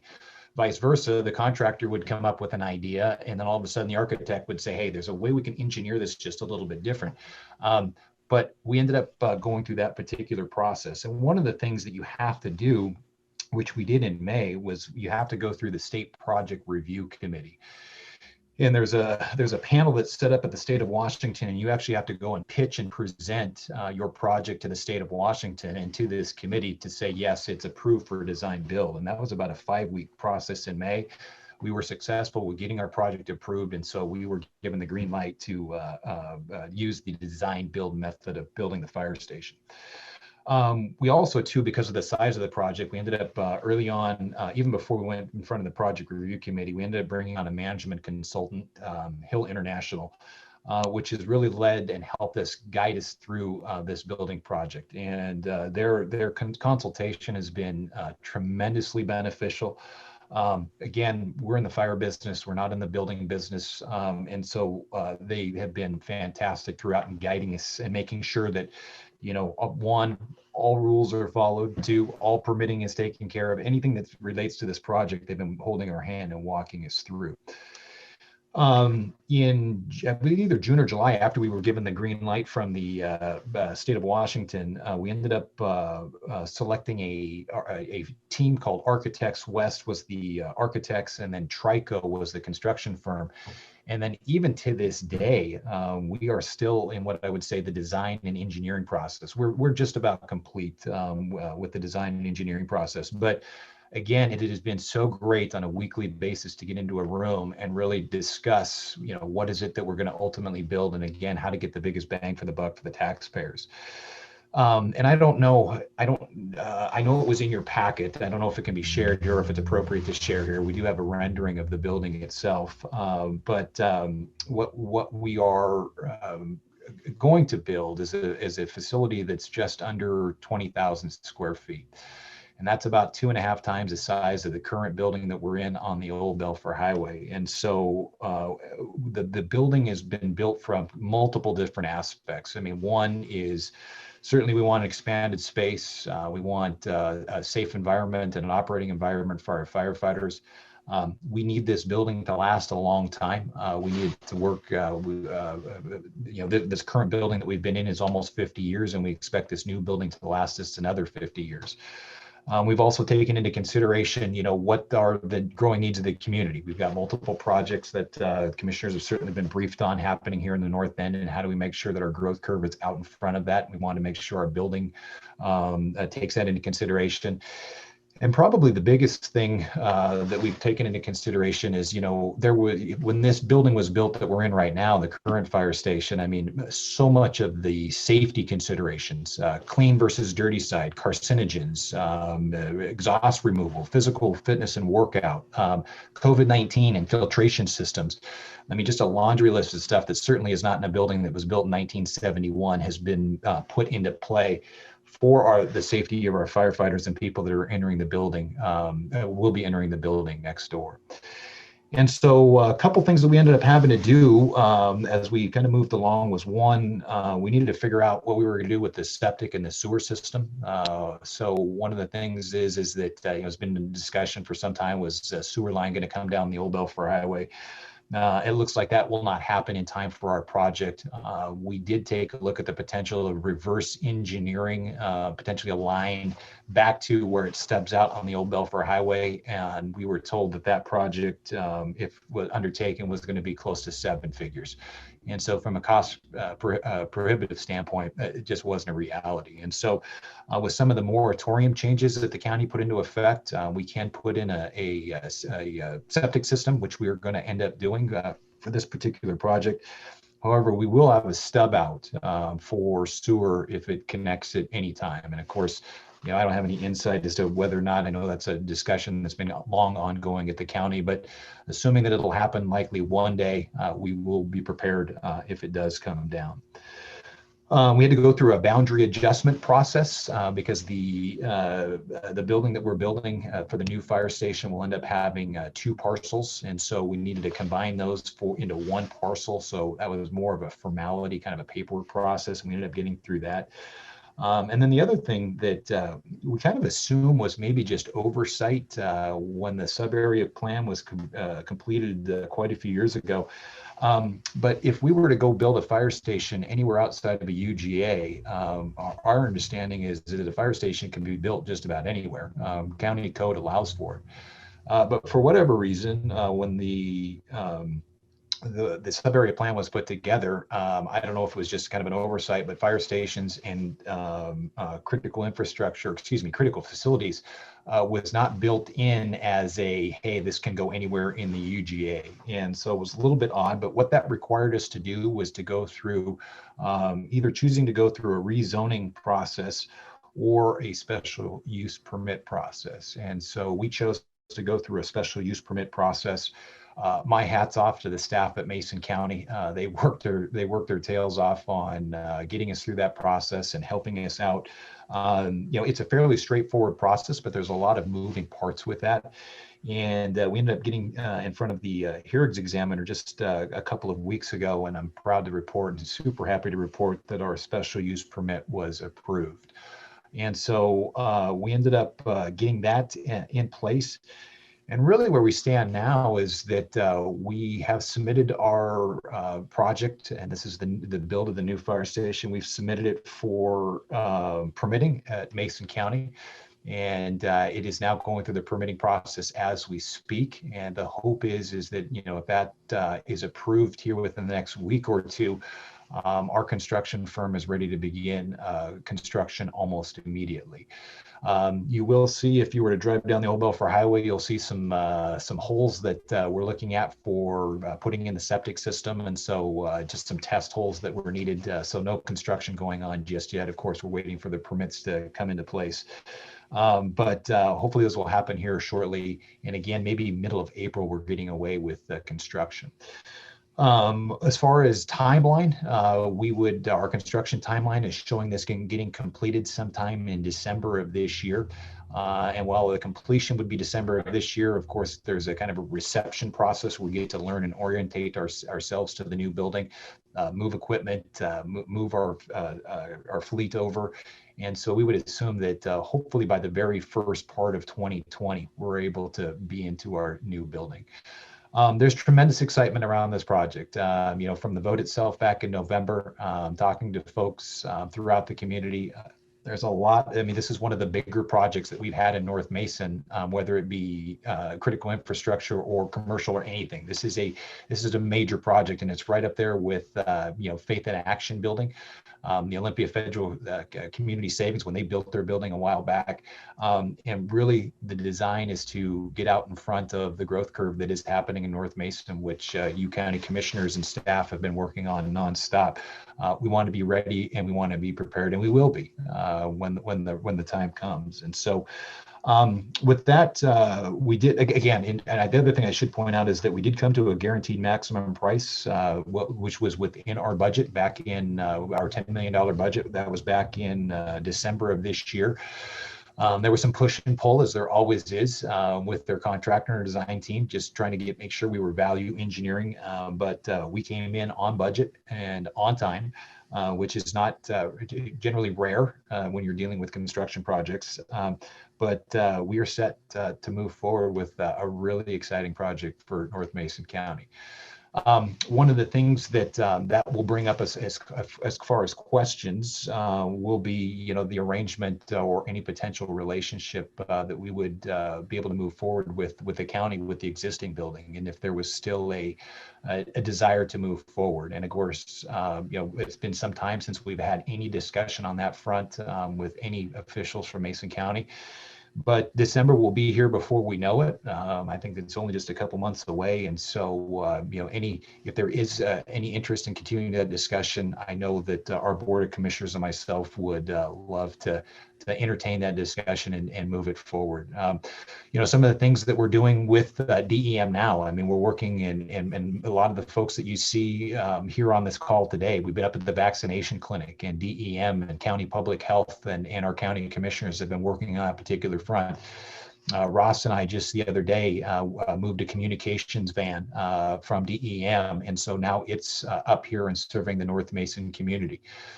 We had a little discussion with the sheriff's office just the other day on a response policy, and because of our relationships, had that issue solved in about 5 minutes because of just getting together and talking to one another. And so those are just subtle signs of the relationships that we've been able to form with DEM and with the sheriff's office. and really speaks to, the importance of having those entities and working together. And so, I cherish those relationships. I value those relationships, and, knowing that some really good folks are right next door having each other's backs, I know would be a tremendous benefit to the folks in North Mason County. So I'm picking up, I bet you Frank's looking at me like I've taken up way much more time than I should. I apologize for that.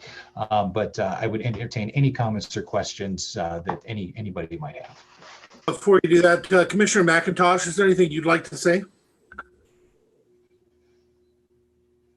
No, I think Bo was quite thorough on where we are with the project. Okay. If something comes up in this conversation, please feel free to unmute yourself. Commissioners.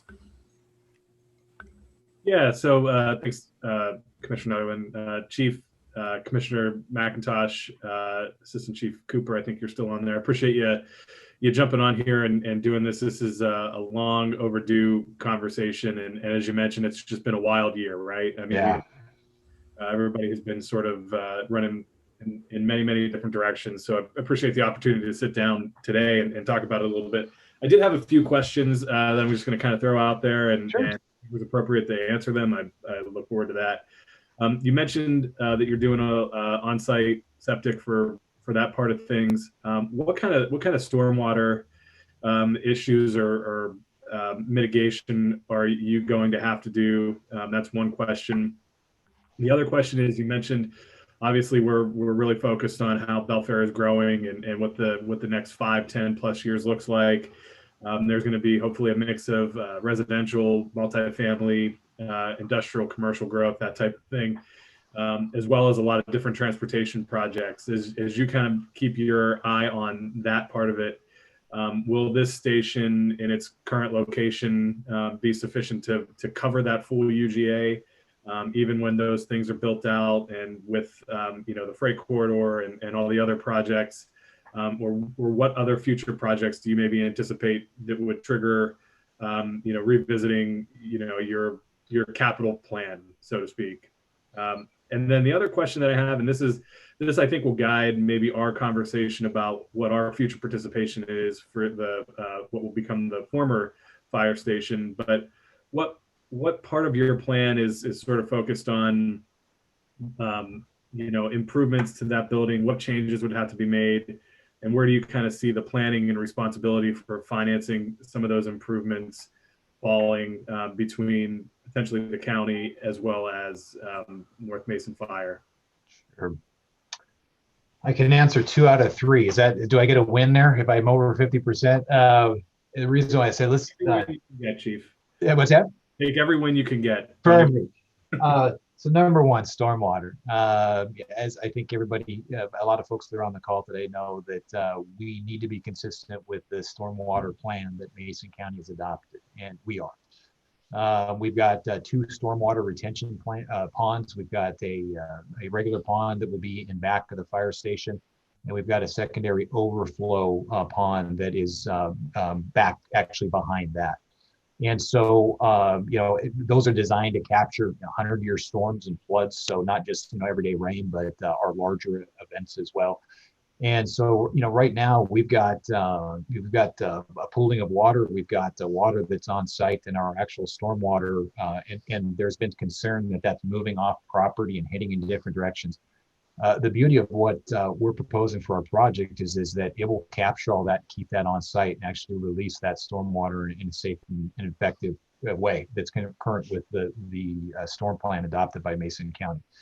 That stormwater plan itself needs to go through permitting. It's going through right now. And so if everything isn't 100% dialed and consistent with what the county requires, obviously we need to revisit that. But going through our both our feasibility planning process with our consultant firm, and then also too with our pre-permit meeting with Mason County, we were advised that our stormwater is looking good as compared to, again, that is looking good. It's a far cry from actually getting a permit itself. It does a lot to protect, again, this building that was here, and of course the property next door, which is essentially remained untouched, and this building that was built in 1971. There was no stormwater considerations, or very minimal stormwater considerations. And so being able to catch the property next door at least up to current stormwater terms and conditions, tremendous benefit there. So long-winded answer, but 2 stormwater ponds that will be on site behind the current fire station facility. If I could just jump in real quick and add on a Sure. question to that. Is there any other considerations that you had to make regarding some of the materials that you use for training, like your foam or anything like that? Are there any other special requirements that you have to follow as a fire agency that might be different than others? Yeah, there's gonna be some filtration systems that we'll end up having to put in. So anything that's captured on site, there will be filtration systems before it goes out into wastewater itself.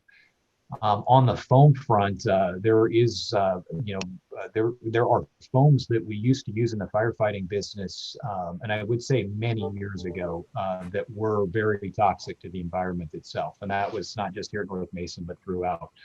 I would say, several years ago, more than 5+. And the reason why I know it is because we pay the bill and it's not cheap, but we use a environmentally friendly foam, what's known as NovaCool. And it's very safe to the environment. And one of the things that we've done is transitioned 100% to that form of foam.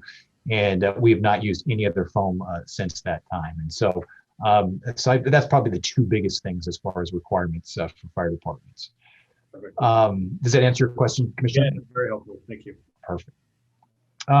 On the second one, so yes, the facility itself will, meet the needs of the growth of the UGA well into the future. There's no projects, whether it be Belfar bypass, whether it be more residents coming in. That's specifically why this building is getting built. And one of the things about the location, it's not just because it happens to be next door to our fire station, but if you're familiar with the map of North Mason County, you've got to go multiple directions. And this fire station doesn't just serve the UGA. If there's a fire in Tahuya, this station goes. If there's a fire at Tiger Lake, this station goes. And so because of our geography with the canal and where it sits and the different areas that we respond to, and as some of you might know, we've annexed jurisdiction up into Kitsap County itself on the far side of Tri-Lakes. But being here on the Old Belfort Highway, we can shoot down the Old Belfort Highway and shoot up Bear Creek, Dewatto, and into Kitsap County, which a significant number of our calls are at. We can shoot down the North Shore Road. We can also shoot down the South Shore Road. It's an ideal location for getting out and getting to wherever we need to go into the authority. Because again, the headquarters station will respond in just about anything in our 136 square miles of jurisdiction. The other thing that concerned us too is that, there was some discussion of, do we go up on top of the hill, with a bypass, any type of growth that's up there. And what I will say is, one is we took an initial look at that, but coming downhill with our trucks constantly, because still the majority, even if we have growth up there on the hill, but it's going to beat the daylights out of our trucks, beat up our brakes, bring up our equipment and components coming down the hill. But then also too, if we're moving up into, let's say, the ridge area or somewhere where the bypass might be, that moves us farther away from calls down into Tahuya and down into South Shore, up into Tri-Lakes. And our jurisdiction is 136 square miles, not just the UGA. So we need to be considerate with folks that are out in our outlying areas just as much as we do with the UGA itself. Our capital facilities plan, Commissioner, as you were kind of alluding to there a little bit, actually has us into the future looking to build out or address stations in our outlying areas. Because what we'll end up needing to do into the future is reduce our call volume that our headquarters fire station is going through. So, our growth, while, we'll certainly add to our headquarters fire station. We've got 7 acres worth of property that we purchased on the South Shore in the Trails End neighborhood. We certainly have our paid fire stations in Tahuya and at Collins Lake. But we need to beef up and address our capital facilities in multiple locations.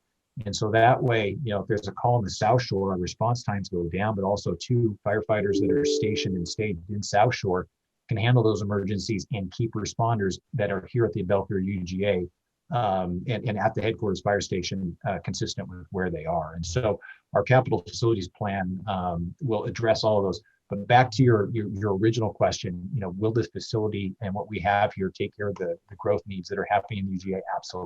Absolutely they will.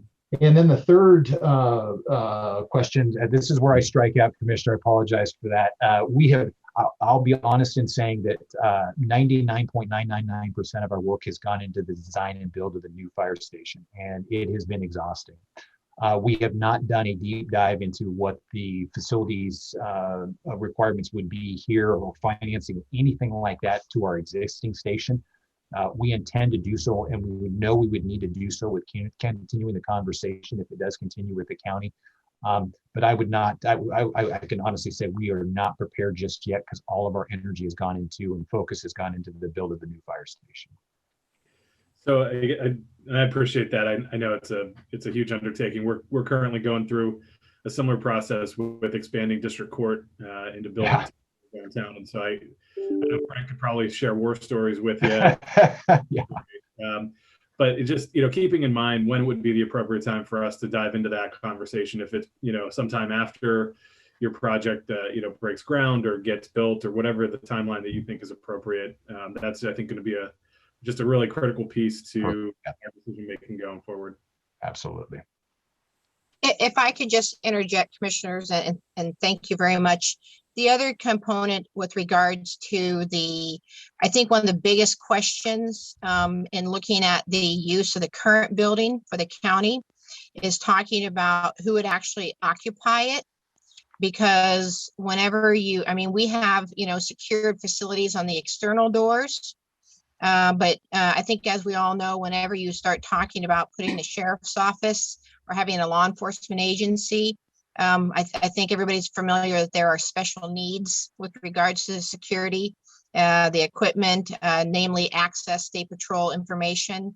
So I think when we start talking about it, we need to look at who specifically would be populating the building in order to look at, what are the needs of that building.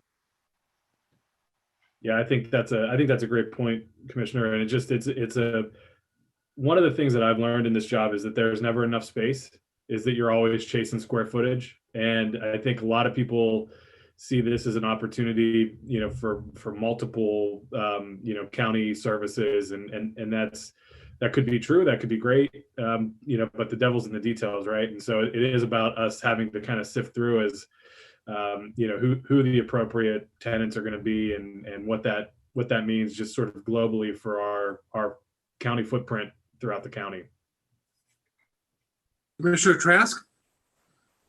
So first I wanted to thank you for being a firefighter. And thanks, Commissioner.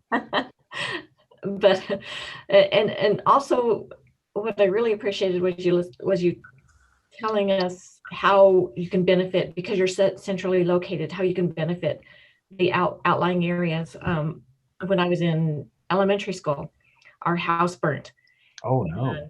Yeah, and I remember looking out and seeing just a plume of, we thought it was dust, but it found out that it was our house. It started in the basement, old farmhouse. There was no way to save it. Plus there was no hydrants. So we were probably I think we were the first house in the area that they used the toxic foam on. Oh no. But I mean, that was the only way that they could put it out. We had no fire hydrants or anything else.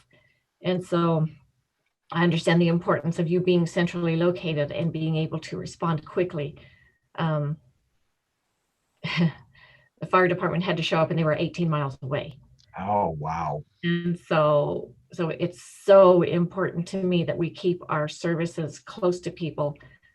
It's heartbreaking, honestly, to hear about other stories because, well, I can completely relate. Mm-hmm.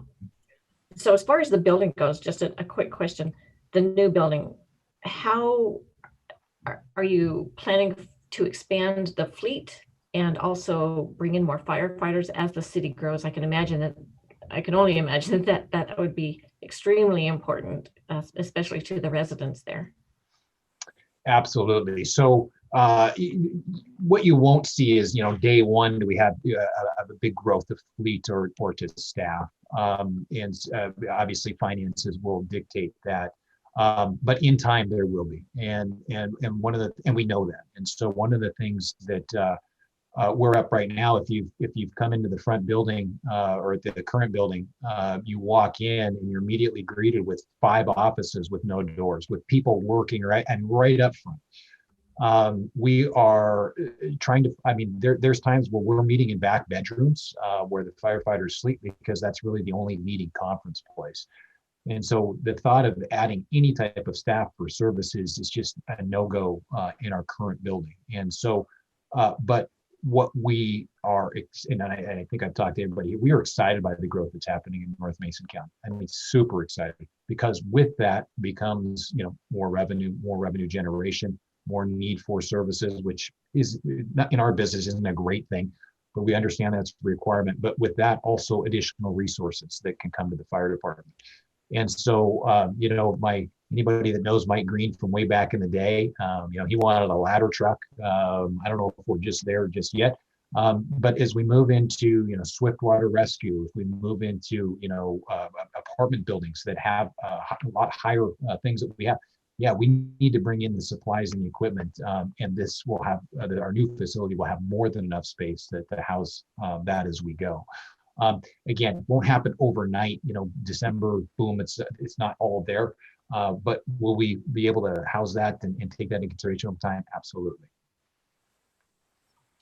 Thank you. So Chief, to answer your question, it is still my hope that we are moving forward with that building for many different reasons when it comes to the county and its usage.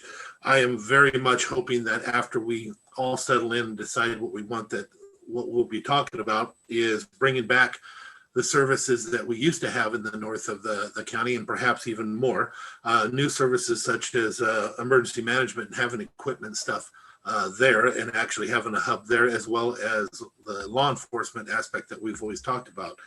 And I do recognize I have been patient in waiting to ask for anything yet, or even to come in and visit again.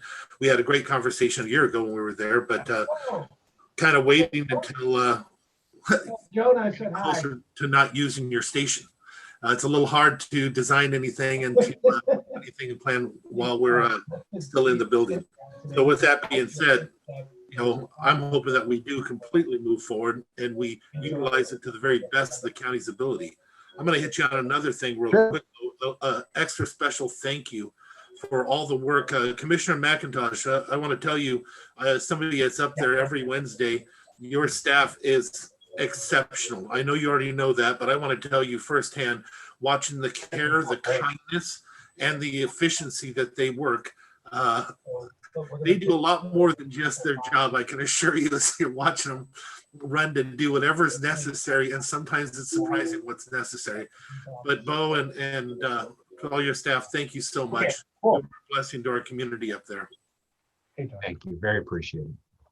Thank you so very much. We're very, very proud of we're a combination department. So we've got a lot of community people and volunteers, as well as the staff that most people see, day in and day out on shifts. But our CRT people are pretty special. Yeah. Thank you. So commissioners, do you have anything further for them? Well, I would just, I know that it might be hard to crystal ball at this point, but what do you think is a timeline, Chief, that we should be thinking about in terms of having some of those internal conversations and how we approach that? As you probably know, Frank is transitioning out, but it would be great to kind of keep looped in with him over the next several months as your project ramps up. But just curious about what timeline you think we should be considering if we're going to move forward with this. So, great question. So my hope is shortly, and when I say shortly, I would hope that maybe first part of May and into June. What that would allow for on our front is it would allow, at that point, construction is underway. And that does not mean that it's hands off from our standpoint, but with construction underway, they take the plan set, that building is getting built. And what I think it would allow us to do is to spend more time concentrating on, okay, what exactly the questions you posed earlier, Commissioner Schutte, which are very good ones. How can we do some more research and some thinking while that building is being built? I agree with you. I want to take advantage of Frank's knowledge and experience of being around this particular project, but also working with many capital facility projects at the county.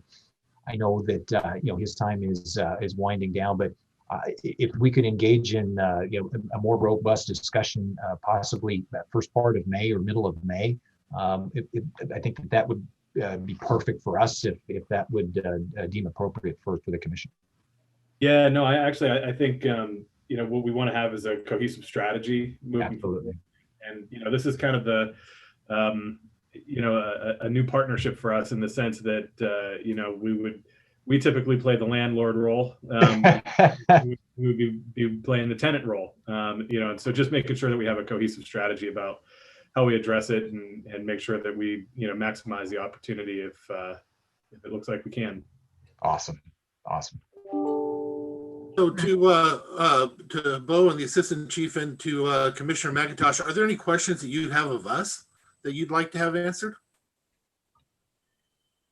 The only, and I think I heard from all three was just, is there still intent to continue the conversation? And that's not a yes or we're ready to sign or anything like that. But we revisited. I know that Commissioner Trask wasn't even on the board back then. I've gotten a chance to talk to her a couple different times, but just is there a willingness to kind of continue that conversation? Commissioner Schutte's comments are spot on in that strategy is more in lockstep. And I apologize. It's just the project next door has just kind of consumed us. I think we're going to be freed up from that. But the question I would have is, and I think I got the answer to it, was that there is there interest in continuing that conversation and see if something can come together on a great partnership for North Mason. And I agree. I think I hear that there still is. Perfect. Is there any objection to that statement, commissioners? Not at all. And I would like to thank Bo because we did have a meeting up there and he lent us his conference room. And so it was kind of fun watching the firefighters come in and out, getting their gear. So that told me a lot about the space that you don't have. Yeah. But I wanted to thank you for being so gracious and hosting. Thank you. All right, with that, then I will thank you for attending this meeting today, and I hope you guys have a great day, and we'll be talking to you soon. Thank you very much. Thank you. Thanks, Frank. Thank you, Assistant Chief. Thank you. Thank you, Bo, Scott, Kelly. All right, Frank, you're up. Next is Mendoza's Texas-style food vendor contract renewal. And Ross, if you're, there you are. Good morning, commissioners, and sorry about that earlier. I hit the wrong button. I thought it was a mute and it did not mute on me. Sorry about that. What I brought to you today was an amendment or addendum to the Mendoza Texas style food vendor contract for MCRA. I have been in contact with Mr. Mendoza, and he has talked about losing all of last year, and he wasn't sure if he was going to be able to recover from that. And as I talked to him, I also started looking at the contract, and the contract did end as of March of 2020. I asked Tim Whitehead if there's a possibility we could possibly extend this. I put an extension, as you can see, it's attached to the briefing form for a services contract to give him the 1 season back that he did lose in the contract with all of the same conditions of contract, with it stating that whenever it can be started in 2021, which it looks like as of the 22nd, we should be able to start having food at our fields there at MCRA. So it would take place actually starting March 22nd, that Mendoza would be coming back to our as our vendor for MCRA. And I wanted to bring that to to the attention of the Board of County Commissioners and also for approval to extend the contract with Mendoza's. He has been very good about his service to the county. He's had some short notices of cancellations on games and stuff that he has purchased food for, and luckily has been able to use some of that at his other restaurants or his other, I guess you would still call them restaurants, his other vending stations, to not lose too much money on it. So. And we were able to help him by giving another location for a while downtown here. Right, that's correct. My opinion is normally I always want to go back up, but this is a different circumstance here, and I'm very much in favor of extending this contract in order to help them and continuing to move forward as they did lose that time. Commissioners? Yeah, absolutely. I'm supportive as well. Yeah, I think it's a great idea. It's great food and great service and good guys. So. Okay. Thank you very much. I will get stuff started on the sign off and have it for your next current meeting you have. Thank you. Thank you, Ross. Thank you. Next items, we have Dawn, Board of Equalization applications and telework policy. Morning, Commissioners, or afternoon now. For the open position of the Board of Equalization, it's an alternate member in that we're trying to fill. And we have 2 people who have applied for it. And my question to you is, would you like to interview them each and then make a decision, or would you like to select from Barbara Van Cleve Smith or Cheryl Williams?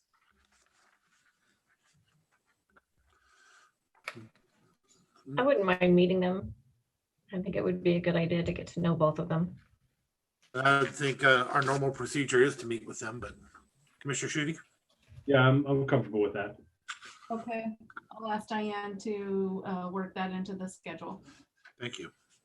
Okay, and then the next is just a discussion. I didn't provide any paperwork behind the telework policy. I know I brought that to you last month, right before the snowstorm, in asking questions about, how to handle employees who are at home teleworking, should their power go out or whatnot. In reviewing this further with Frank, we created this policy kind of in a vacuum to the COVID pandemic that had just hit.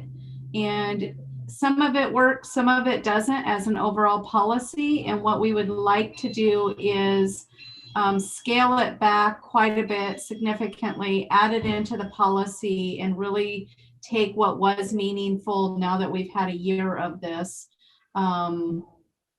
teleworking, as some employees have been able to do it and others it just doesn't accommodate in the position they hold, and being able to work out all the bugs proactively now that we have some experience with teleworking, adding it into the personnel policy.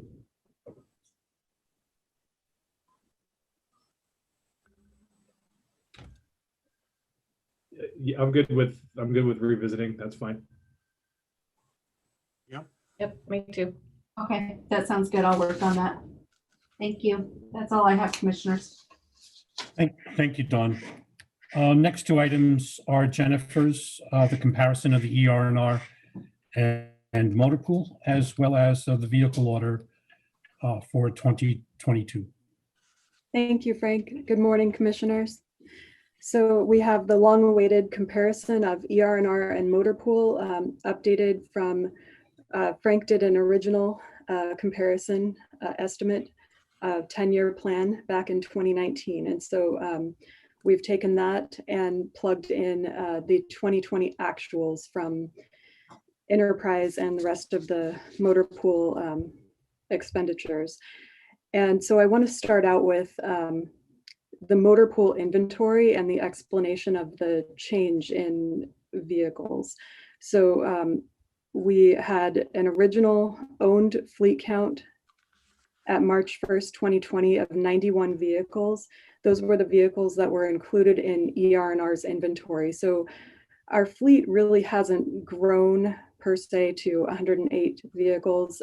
It was 91 that were in ER&R, and that was what the comparison was based on. And then the addition of these 17 vehicles, we had those vehicles at the time of the comparison, but they were not in ER&R. So that's why they were left out of that analysis.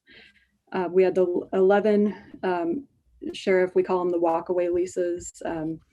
They weren't the capital leases that we have now. There's one sort truck, and that's an ask for this 2021 and 2022 rates. The current sort truck is, we consider it a special vehicle. It's not included in ER&R's rate. And so I wanted to separate that out and make sure that was shown on here as an additional ask, or an ask. The old sort truck will go away eventually, I believe.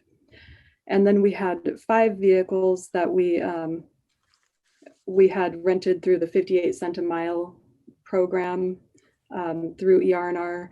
So those were not included in current expense or health inventory. So that accounts for the 17 vehicles to bring us to from 91 plus 17 to the 108 total inventory. So any questions on that before we move on? What did you use to determine and offset the cost of us purchasing vehicles per year? Did we do an average for what we had done in the last 5-10 years? Is that even included? Because I'm trying to see it here. Yeah, the average, comparing what our annual needs, and then the average that ER&R would need to purchase is 8 on the PPV side. Okay, and so the purchase price is at the 553. That's what we normally would spend yearly to purchase? Yes, that is 69,168 average per vehicle. So if you take the 553 divided by 8, it's 69,000 roughly. Okay, so that's for this need. Is that what we did annually though, is 8? We had originally done 7, but we added a column, the replace wrecked or out of service vehicles for unplanned wrecks. On the PPV side, we don't insure those vehicles, or they're not able to be insured. And so we wanted to make sure we were accounting for unplanned wrecks. So we included, there's 3 for 2022 that we need to replace that were wrecked. Not necessarily the sheriff's office fault, but there are 3. You know, a lot of times there's uninsured motorists, things like that.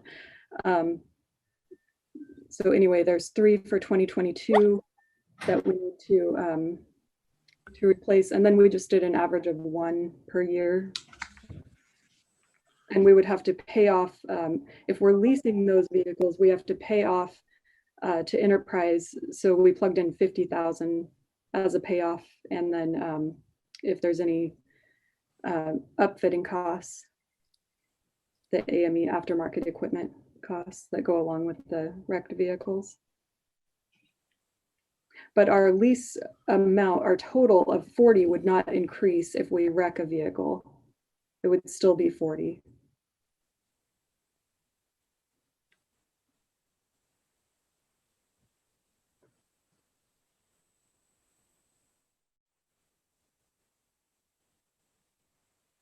But if we're accounting for 1 on the Enterprise side as a wreck, we need to account for that also on the ER&R side. So that's why I increased that to 8. It's interesting though, because how we're doing it, we have, I'm looking at your numbers here, you're doing an increase with the fact that we're buying, or that we are going to have more vehicles in our fleet when it comes to our lease amount. But I don't think you included any increase in what the cost of the vehicles are 5 years from now either. So that number is much greater of a benefit for us. Well, we still have the 40 leased vehicles, and then we have 6 that are owned. And this lease cycle is 4 years. So at the end of that 4 years, we will have paid for those vehicles, and there's no cost to purchase them from Enterprise. No, I meant you're using a lease number. I'm looking at how much we would have paid if we were to purchase 8 vehicles per year over the next 5 years, we'll say, or 10 years. You are just using today's numbers. You're not using the numbers that you would expect from 5 years from now, like you did with our lease numbers. There's no inflation in any of this analysis. Okay, just an increase in vehicles. The total vehicle number stays at 46. If you look at the leased column, in 2020 we have 10, and then we're slowly increasing. 2021 we have it'll be 25 total, and then for 2022 we're requesting that there will be a total of 35, so 10 additional, and then to get it up to 40 next year we'll ask for 5. Does that answer your question? No, it wasn't a question to be answered, because I'm looking at it. It brings it up. We're increasing the amount that we're doing up to 404,000 that for our lease, but we're not increasing we're not capturing any of the increase that it would cost to buy the vehicles in the future. If we were doing if we were back doing the other way. But don't worry about it. It was just a comment more than anything else. Go ahead. Okay, so starting on the PPVs, the police pursuit vehicle sheet, underneath the column headings, we have the ER&R estimated average, and that was the number that was used in the original 10-year analysis. We have the maintenance cost of $109,848, and then the fuel cost of $217,843, and that's an average of $7,124 per each vehicle. So just taking the two of those, the 109,848 plus the 217,843 is 327,691 divided by 46 vehicles is that 7,124 average. And so what we did is we took the ER&R actual averages from 2018 and 19 for PPV vehicles.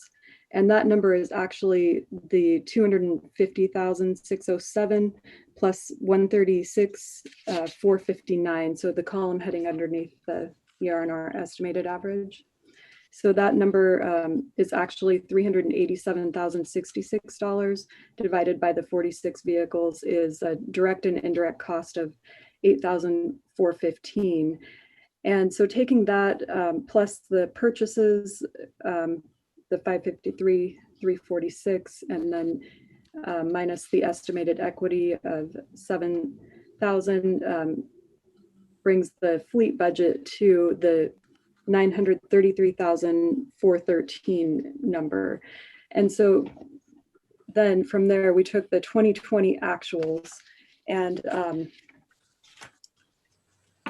those numbers are the upfront aftermarket equipment, 348,904, the lease costs of 2,559, maintenance of 89,439, and fuel 120,721, brings the total actual 2020 PPV costs to 561,623.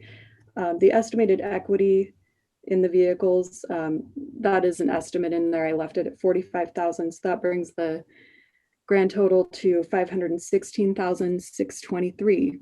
And so all of those are, of course, actual numbers besides the estimated equity in the equipment. That means in the first year, we're of course saving a lot more than we're going to save in future years, the 416,789 based on the actuals, comparing ER&R's actuals.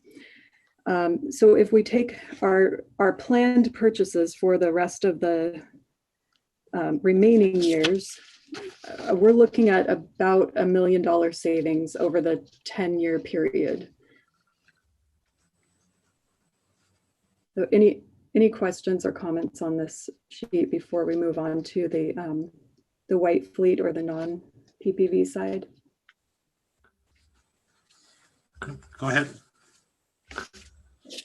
Okay, so on the non-ERV or non-PPV side, we have, in the original estimate, we had based the fleet size on 45 vehicles. And so I increased the fleet size to 62 to compare the apples to apples. So in ER&R, the estimated average, we originally had the maintenance costs $54,312 and the fuel at $89,168. And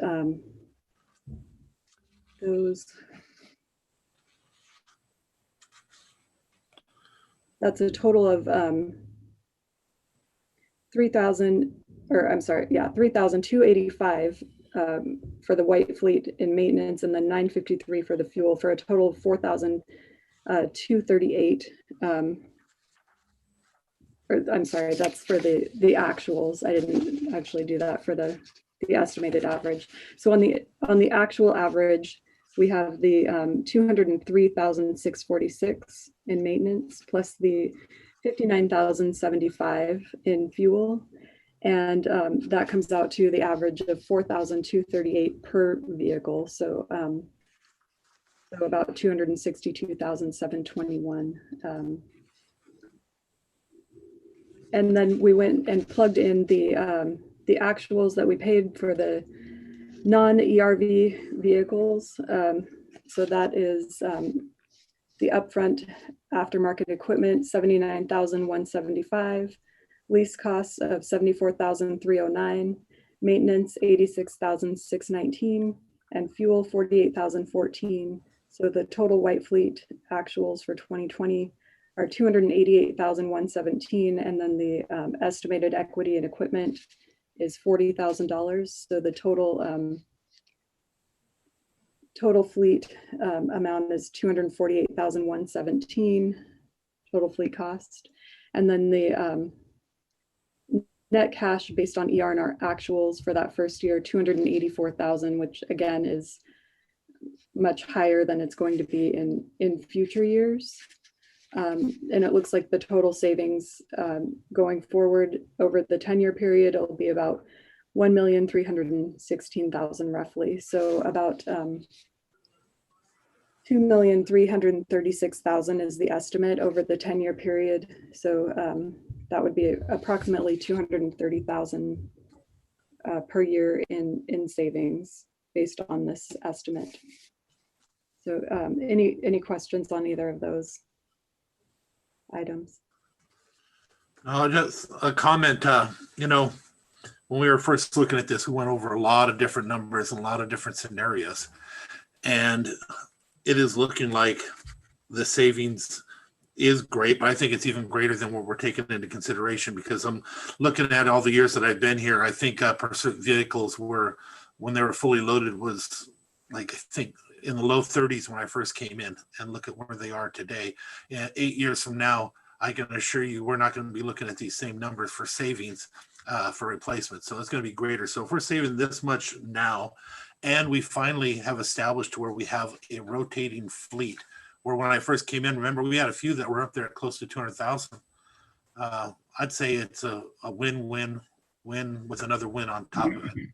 I just wanted to throw that out there. It makes me so very happy, because that was always one of the goals when I first came here, was to be able to see that we had that a realistic exchange of those law enforcement pursuit vehicles. Who would have thought we'd be saving tons of money by doing it? I love it. That's awesome to hear. Yeah, it does seem like it's a great savings, and it is a conservative number. I mean, we're looking back at the ER&R costs and then looking forward on the actual costs. So, you know, there's No, I catch that. That's what I was looking at. I don't know how you would quantify it though to get the real numbers, but they're much higher than what you're saying, and we get everything. So, thank you. You're awesome, by the way. Thank you. If I may add one more item, remember the commission approved a transaction to take $267,000 of ER&R. That current expense had overpaid. When we canceled the relationship with ER&R, we had an additional $267,000 or somewhere in that range coming back to current expense to cover the cost of what we had overpaid over the last 4 years. Oh, and that was not included in this scenario? No. Well, it kind of is, because I took the actuals based on the cash reconciliation. So it took it into consideration for 2 years. Right. Yes. Yeah. Again, win, win, win, win, and another win on top. Thank you, Jennifer. It was a good decision, commissioners, I guess is what I'm saying. We went through a lot. We took some beatings on getting there, but yeah, and so moving forward, looking at future years, 21, 22, as we move forward with this, I'll continue to update this this spreadsheet so we can compare, and then maybe put a slight inflation factor on the ER&R costs to kind of keep up. Does that sound reasonable? yep, to give us a more clear definition of what we're actually saving. Well, and Jennifer, I know that you spent hours along with people from the sheriff's office and with Leo, and so you put in many hours, all of you did, and you guys did a great job. It's a great representation of where we are and where we will be. So thank you. Yes, it feels good to be wrapping this up, and yeah, I know I'm not the only one that feels that way. So. Well, I could assure you, if we were being realistic, this would also, if we were to continue in the way we were going, this would also cost us an addition of at least one more employee over those years to do the things that we're starting to do, at least one, if not more. So these are all things that are not taken into consideration with our numbers. Yeah, definitely. So with that, then I want to move into the, if we're done talking about that, I want to move into the 2021 and 2022, the vehicle lease order requests and the 2022 draft motor pool rates. So we have right now a total of 25 PPVs and 38 white fleet that are either ordered and in service or in process. And so for 2021 and 2022, we have a total of 16 leased vehicles being requested. And the requests are for the sheriff's office, 10 PPVs, and three of those are the replacements that we talked about earlier for the wrecked vehicles. So we have 7 new leases and then 3 that are replacements. We have 2 Sheriff White Fleet Ford Escapes, and then the sort vehicle, the sort truck. And then we have 3 Parks F-350 4x4 trucks. So those are the requests. And then for the rates, for the sheriff's office total, and I actually found an $80,000 error this morning in our favor. So if you go to tab A of the first sheet of the sheriff's office vehicle orders, all of those capital upfit fees, the 2021 other capital upfit fees, they're like $2,000 and $25 all the way down until the pending order. We have 3 pending orders, number 311, 312, and 313. Those are the only vehicles that should have any dollar amounts in the capital upfit fees. So that column, instead of being 91,100, should be 10,575. And so that brings the total vehicle rate from $1,273,500 to $1,192,975 for the sheriff's office. So I just wanted to point that out.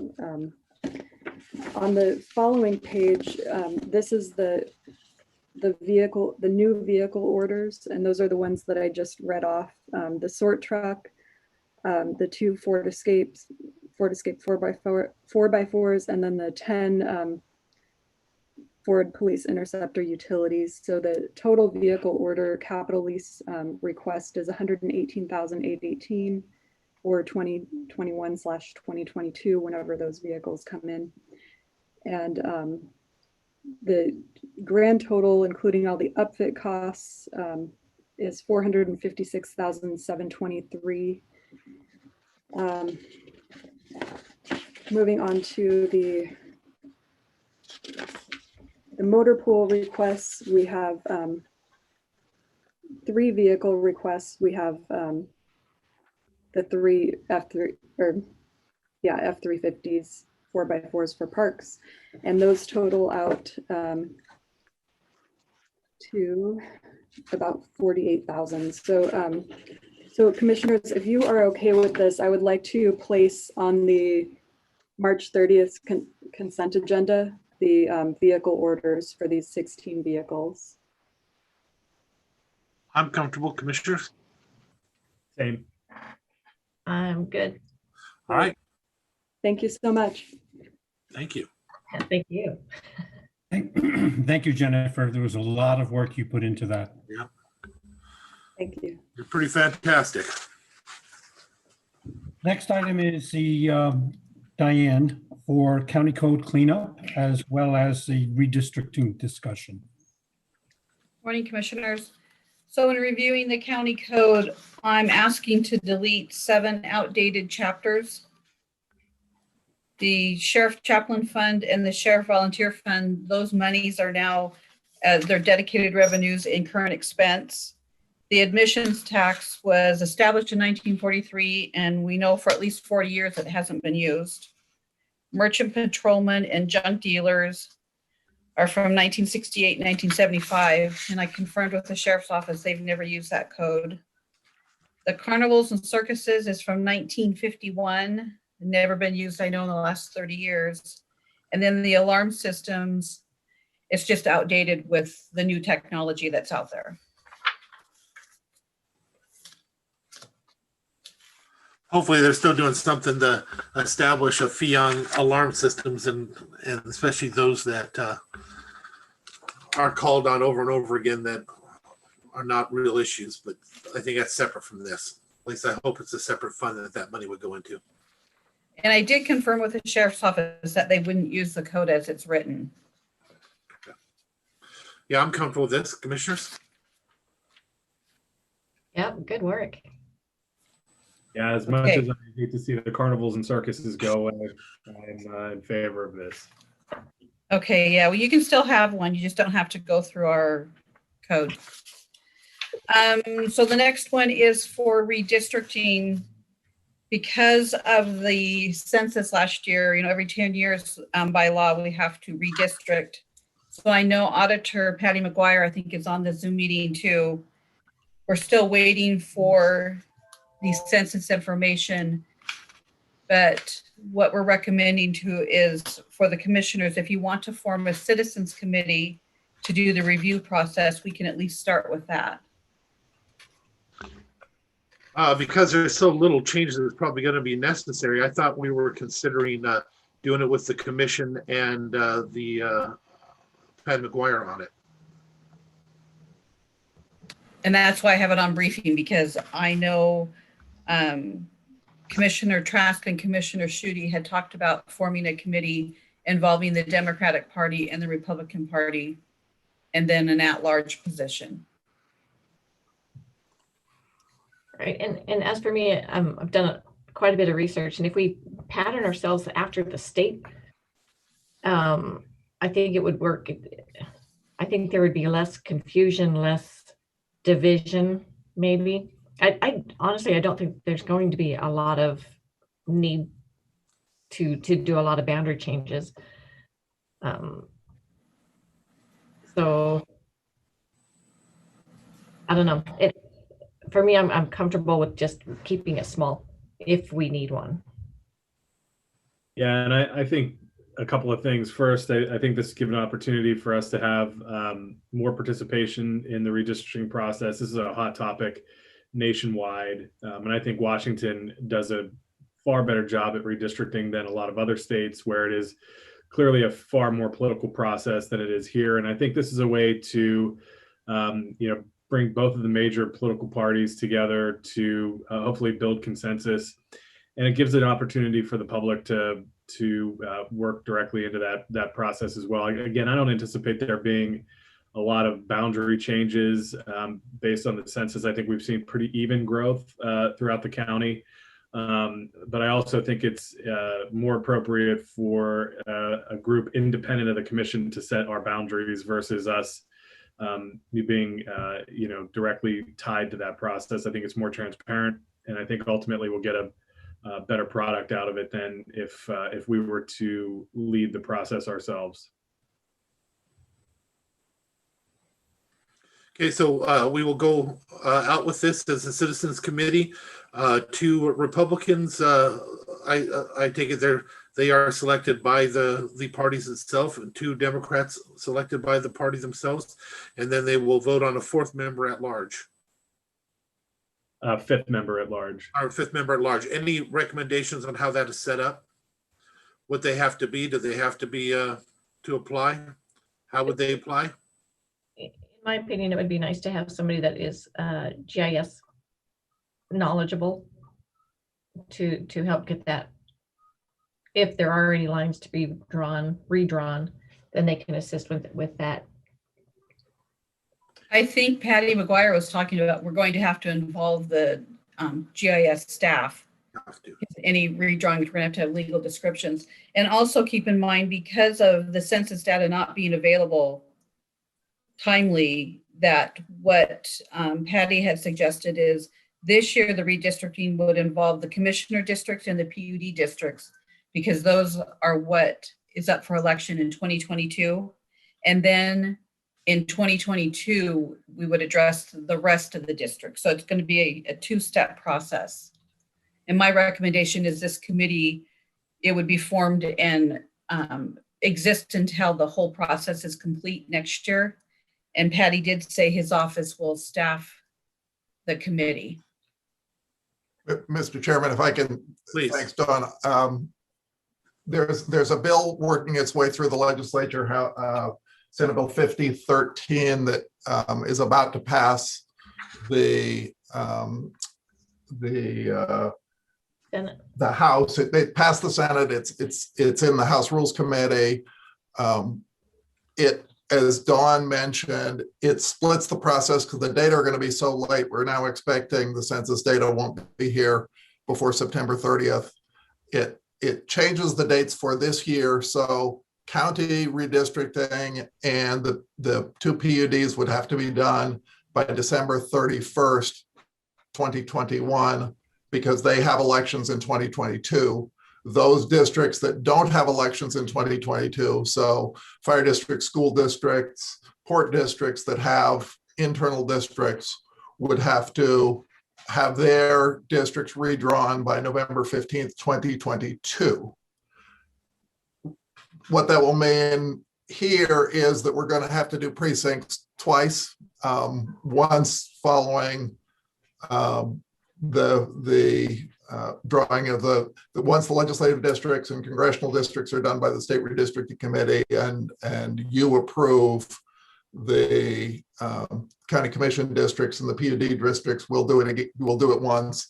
When we're done again in 2022 with all the other districts, we'll probably have to come back and redraw lines, but that's a commission process. You're just going to have to do it twice, and we'll have to work with you on that. The one question I would have is to what extent do you want this modeled after the state redistricting commission? Because the state redistricting commission is 2 Democrats, 2 Republicans, and they appoint a non-voting chair. So to sort of facilitate the process, but not vote. So in the state redistricting commission, the approval of the plan takes 3 votes. So two of one party and at least one of another party to approve a plan, rather than 2 of one party and the third chair picking a winner, if for lack of a better term. I mean, the State Redistricting Commission requires a bipartisan plan. A voting fifth member doesn't necessarily mean that. Just asking the question. Yeah, I think, I like the way the state does it. I think it's a clean way, and it gets us to I'll say a bipartisan, but honestly a more nonpartisan approach to it. Everybody's kind of represented, and they have to reach consensus on who that fifth person, that chair, is going to be, and then they have to also reach consensus on what the lines are going to look like and those details, which I think is really important. And my office and Public Works, the GIS staff at Public Works is committed to helping with the technology and the process and guiding that process. And we anticipated that as part of our budget proposal for this year, helping to staff that. And we'll get to do it, I guess, again in 22 for all the junior districts. So yeah, more fun. We'll be good at it by then.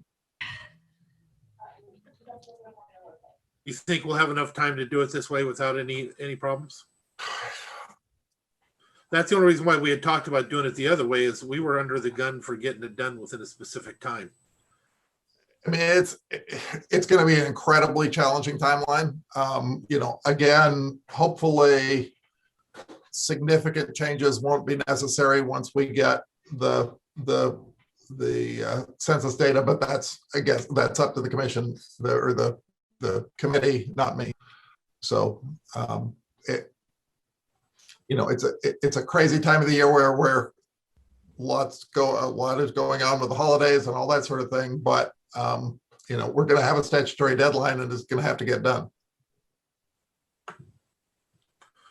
Well, Commissioner, is that what you want? Set it up according to the state and move forward? That's what I would prefer. And the only other piece is I would hope that we could get this group together sooner rather than later, rather than waiting until September to do some training so they can set up some principles and talk about what a plan should look like and how they're going to prepare, so that once the data are here, we can start immediately and lay all that groundwork in advance. So my hope would be sooner rather than later on this. Well, I completely agree with that. And I don't think there's any issue with us, establishing this at our next meeting, and then soliciting the two major political parties to select their members and have them seated by April or during April, and then have them get that fifth person in by May. And then you have, June, July, August to work with them and, have some meetings and get the process rolling. Terrific. Thank you. So that's what we'll do. Okay, what do we have next? I drafted a commissioner correspondence policy. This has been brought up a couple times by commissioners, so I drafted on what I've heard comment from commissioners, and then what we actually practice right now, how we handle your correspondence. Is there any issue on here you think we should have further discussion on? When I read it, I didn't really see much different than what we're doing. I didn't. I just wanted, to have the commissioners review and see if what we're doing is what you want to continue doing. Oh, commissioners. Well, I'm just going to ask if I could have a little bit more time with this. Can we bring it back at our next briefing? That would be fine with me, if it's okay with everybody else. Commissioner Trask, you comfortable? I'm good with that. Okay. Thank you. And thank you, Diane. Then our next item is a continued review of the process of the replacement for the Support Services Director. Commissioners, I had forwarded a draft of some position descriptions to each of you recently, and would ask that you review those, or if you want to make comment on them at this time. If you'd like, we can review those and have you send me back modifications over the next couple of days, and then revisit the position descriptions in a more defined way at our next meeting. The other question we had open was, there are 3 position descriptions that we're talking about. How does that move forward? And the third question then was, do we want to solicit additional assistance from a headhunter? Okay, so I guess the first question is, Commissioners, you want to go over these individually right now, or do you want to take some time, look over a little more, and go over it at our next briefing? I'd like to spend a little bit more time going over them and studying a little bit more. I've studied them for the past few months, trying to wrap my head around it. There's a lot of different options that where we can go, and I think that just more discussion with Frank and with others, I would be more comfortable with that than progressing or talking about it right now. Commissioner Schutte? Yeah, I'm fine with that. Okay. Well, what about the idea of the headhunter? You want to have that conversation at that time, or you want to have it right now?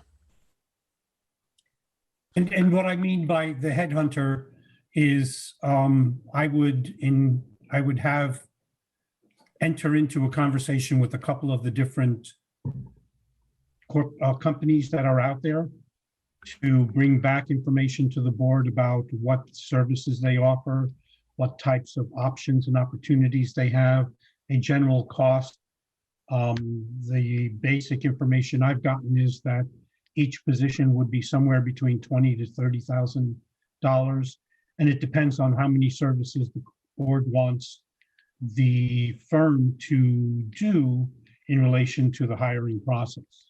How much they want them involved in the decisioning, how much they want them involved in the vetting, and so forth. Personally, I think it would be wise to just go ahead and start that process, looking at our options, and then coming back to us with options would be good. I think we're going through this with MTA as well, and so it's a process that I don't think that we should be lingering on, procrastinating on. There are 4 that I've contacted very briefly. Prothman, RSI, and Baker Tilly.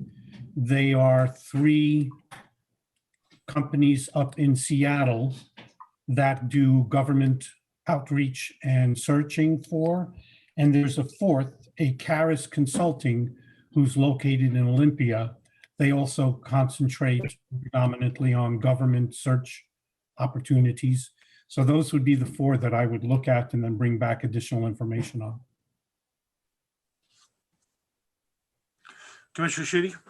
Yeah, I'm good with that approach. Me also. Okay. Hey, Frank, I have a question, Sure. just kind of off the wall. So we have a lot of other positions that are open. Where do we post our job announcements? Is it just on our website, or how do we reach out? There's a number of postings that we do, depending on what kind of a position it is. We have posted in the newspapers. We have posted in, I believe, the Tribune in Tacoma. There's a regional Puget Sound business newspaper that we've posted in. So it depends. But it is generally regional. May not even reach up into Seattle if we're doing a job posting locally. Commissioners, can I add in?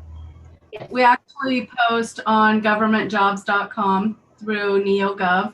We post on the unemployment website. We post on Indeed, which is a very popular position. And we just recently added in one that goes to local colleges. So we've been expanding, and those ones are, other than NeoGov, we have a contract for posting as an annual contract, but all the other ones are free for us. So, but we do post them out to quite a few public places like that. And so do we use the social media that we have, like, I mean, Facebook? There's tons of people looking for jobs on Facebook. So yep, every job goes onto our Mason County webpage or Facebook page. Yes. Okay. Thank you. Yep. At the same time, having people on early to help to make some of these decisions, give us some educated information from the outside that we may not be considering is not a bad thing.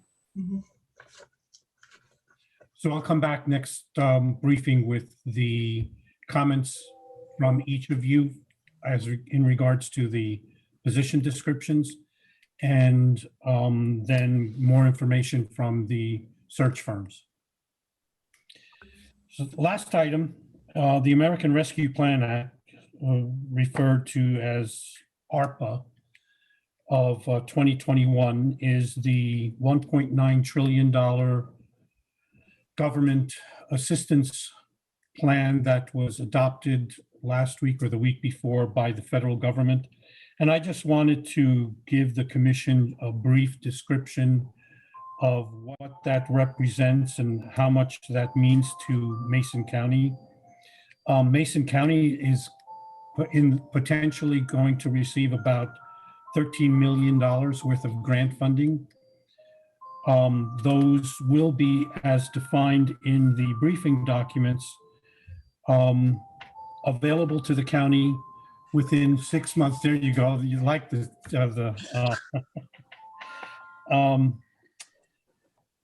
available to the county for use within will receive funding for a chunk of it within 6 months, and then the balance within 6 months after that. The allowable uses for those funds are again defined as the ability to respond to or mitigate the public health crisis brought about by COVID-19, provide government services to the extent of the reduction in revenue to the public health emergency. So there is the ability for Mason County to recapture some lost revenue. Mason County was somewhat lucky. We did not have a great dollar impact to our revenue as a result of COVID, but we did lose a fair number, and I'm still trying to track it down, in gas tax revenues in the road department. So that plus some of the fee revenue generated by the courts was reduced, so that might also be recoverable. It allows us to make necessary investments in water, sewer, and broadband infrastructure, and also is allowed to be used for response to workers performing essential work during COVID-19. So if you'll read through those documents as additional information comes available from the U.S. Treasury, I'll be bringing it forward. But just for your consideration, I started a list similar to what we did when the CARES Act came about of what available uses Mason County might want to think about for these dollars. Expand campus fiber optic infrastructure. Expand potentially county-wide fiber optic infrastructure. Potential of discussing jail expansion as a result of the COVID-19 impact on jail populations. Fund phase 1.5 of Building 10 civil and ADA, and make the temporary certificate of occupancy a permanent certificate of occupancy. Again, review what Mason County lost in revenue in 2020 and recover some of those dollars. Have a discussion about the sheriff's office expansion to accommodate social distancing by expanding above the second floor of the gym. Have a conversation regarding the prosecutor's office expansion to accommodate social distancing by putting a second floor office above the current prosecutor's office to house the prosecutor, deputy prosecutor, a secretary, and a conference room, expanding the availability of space on the first floor.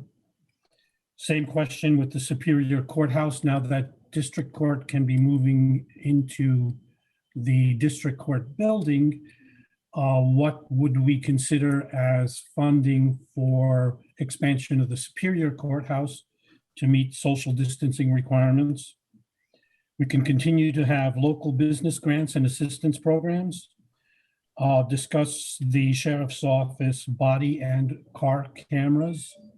as well as discuss the auditor's office request for ballot sorting equipment and a appropriate facility.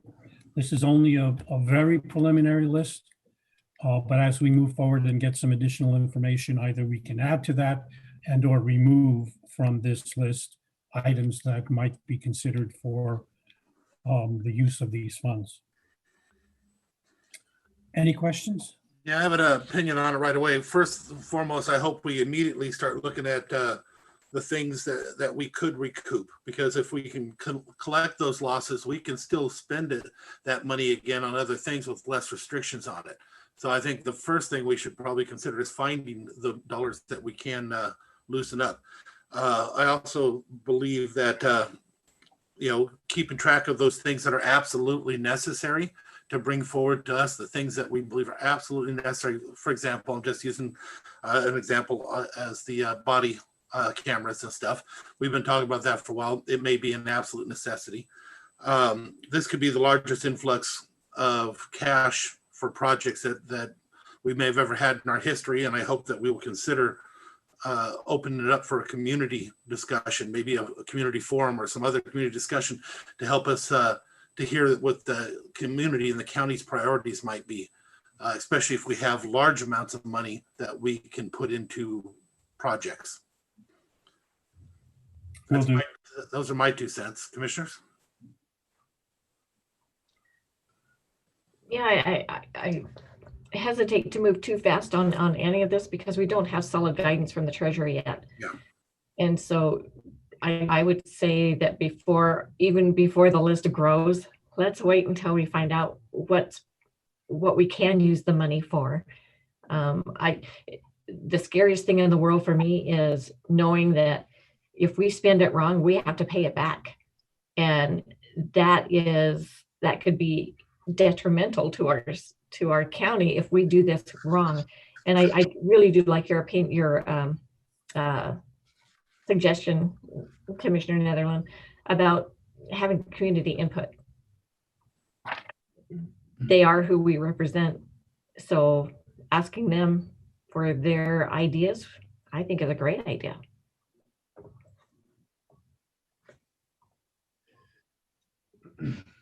Yeah, I agree with that. I think we want to be able to target these investments in a way that maximizes the benefit to the community, and I think the flexibility, particularly on infrastructure, is really welcome. We have a lot of different partners that we could work with on that may have some ability to match funds internally that could stretch these dollars even further, and again, just get at that idea of maximizing the money that's coming into us from here. And obviously too, not losing sight of the fact that this is also intended to help with the public health response, as well as with continuing to find ways to support the small business community, and really kind of getting into that critical time where we have vaccines becoming more and more available, and more people are taking advantage of that. And so really trying to target it so that we don't lose any progress on the small business side, and really get them, just making sure that they're able to be a big contributor and part of the economic recovery that we know we need in the county. So Frank, also, it's my understanding that there's more information coming out when it comes to other dollars for public health that may be separate of this, monies that are going to schools. I'm capitalizing off of what Commissioner Schutte mentioned. I love the idea of turning 3 million into 6 million by having partners, so that public schools is a thing. As for another one that you brought up in your package, when it comes to internet, I am a huge fan of being able to do that stuff. But at the same time, there may be dollars for the PUDs, but even more than that, I want to remind the commission that we are on the verge of perhaps a change on how that stuff will be being delivered. Starlink is definitely off and running and doing well, and we're starting to collect more and more of our people here in our community. I've been trying to have some communications with the person that's handling it through Commerce also. This is a big thing for us in the future. I want to be careful that we don't invest too much money on something that could change before we're even finished investing it. So just keeping that stuff in mind. And just as an additional reminder, there are other groups that are getting funding. As you mentioned, there's schools, there's PUDs, there's sports. Cities are also getting funding. There's also another tranche of funding that will probably come down for Mason County, and it's through the PILT program. Yeah. And it's 7 figures in that group of funding sources as well. So we'll see. I'll get some more details and information as that comes forward. One other thing, Commissioners, as we're starting to loosen up because of the COVID, we also are hearing that there's the possibility of another wave now that they're talking about. But I would love for us to consider one of the low-hanging fruit is something we've already been doing when we've had the opportunity. And apparently it is definitely something covered on this, which would be to invest in some of our local small businesses one last time that may keep them from closing their doors. Just throwing it out there. And so to help our community is top on my list. Yeah, I know it is. So as additional information comes about, I will be bringing it obviously back to the board. I think we keep cutting off Commissioner Schutte though. Every time somebody's speaking, I think he's starting. Commissioner, is there something you've been wanting to say? No, not this time. Okay. All right. Anything else on that then? Nope. That's it. Thank you, Frank. So what else do we have? We have commissioner discussion. Commissioners, anything you'd like to discuss?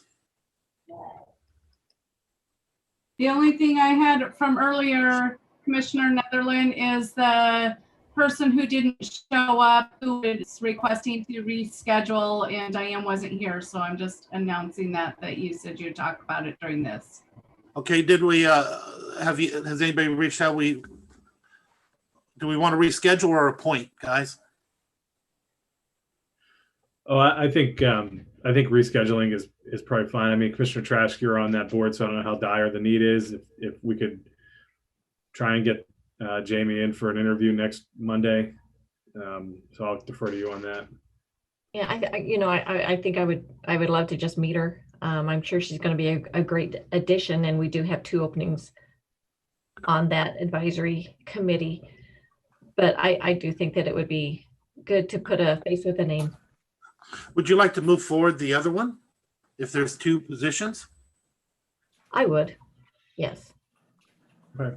I'll support that. Same. Okay. All right. Any other commissioner discussion?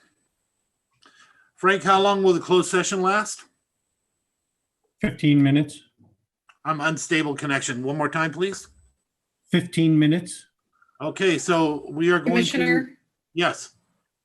On there, we have the public access to county buildings pursuant to phase 3. Did you want to talk about? Yes, if you have that, let's do it. I didn't know if it was time to start talking about opening up the building 1 doors into our area.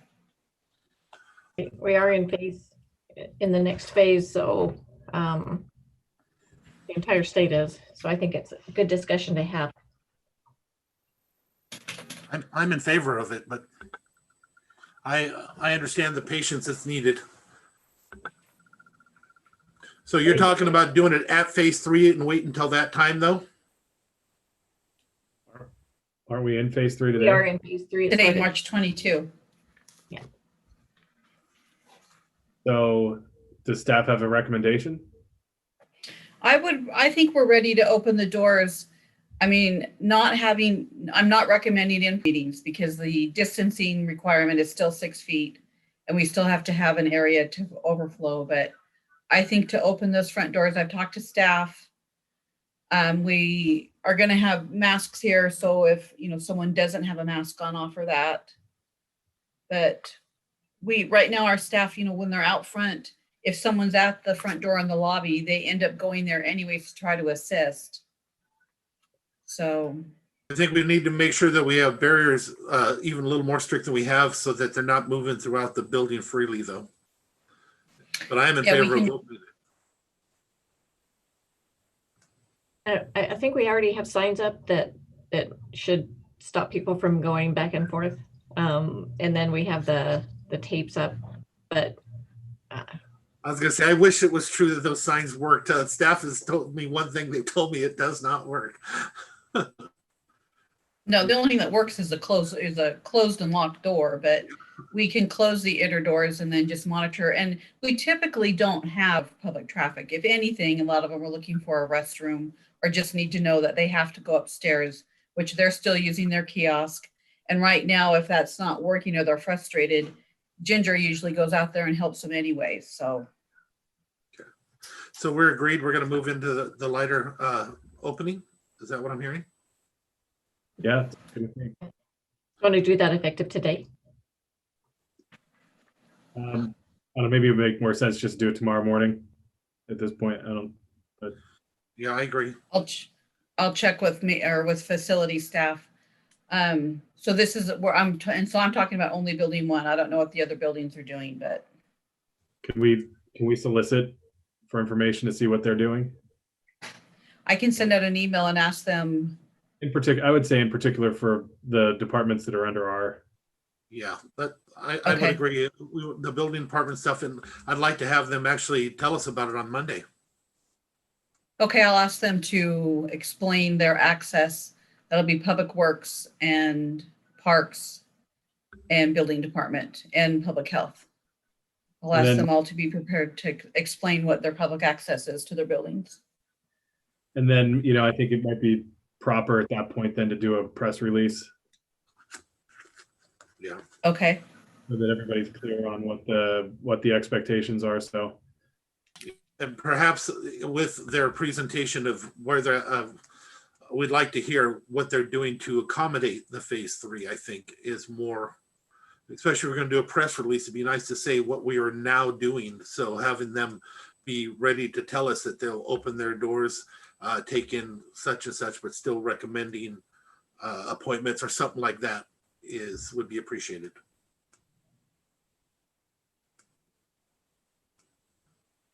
Anything further on that? Nope. Okay. Any more commissioner discussion? Then hearing none, we will go ahead and adjourn this meeting. We will go into closed session for 20 minutes, and there is no expectation of action afterwards, so we will be adjourned after this. Okay, can I entertain a motion? I moved. Second. Hearing no objection, we are adjourned. See you on the other side.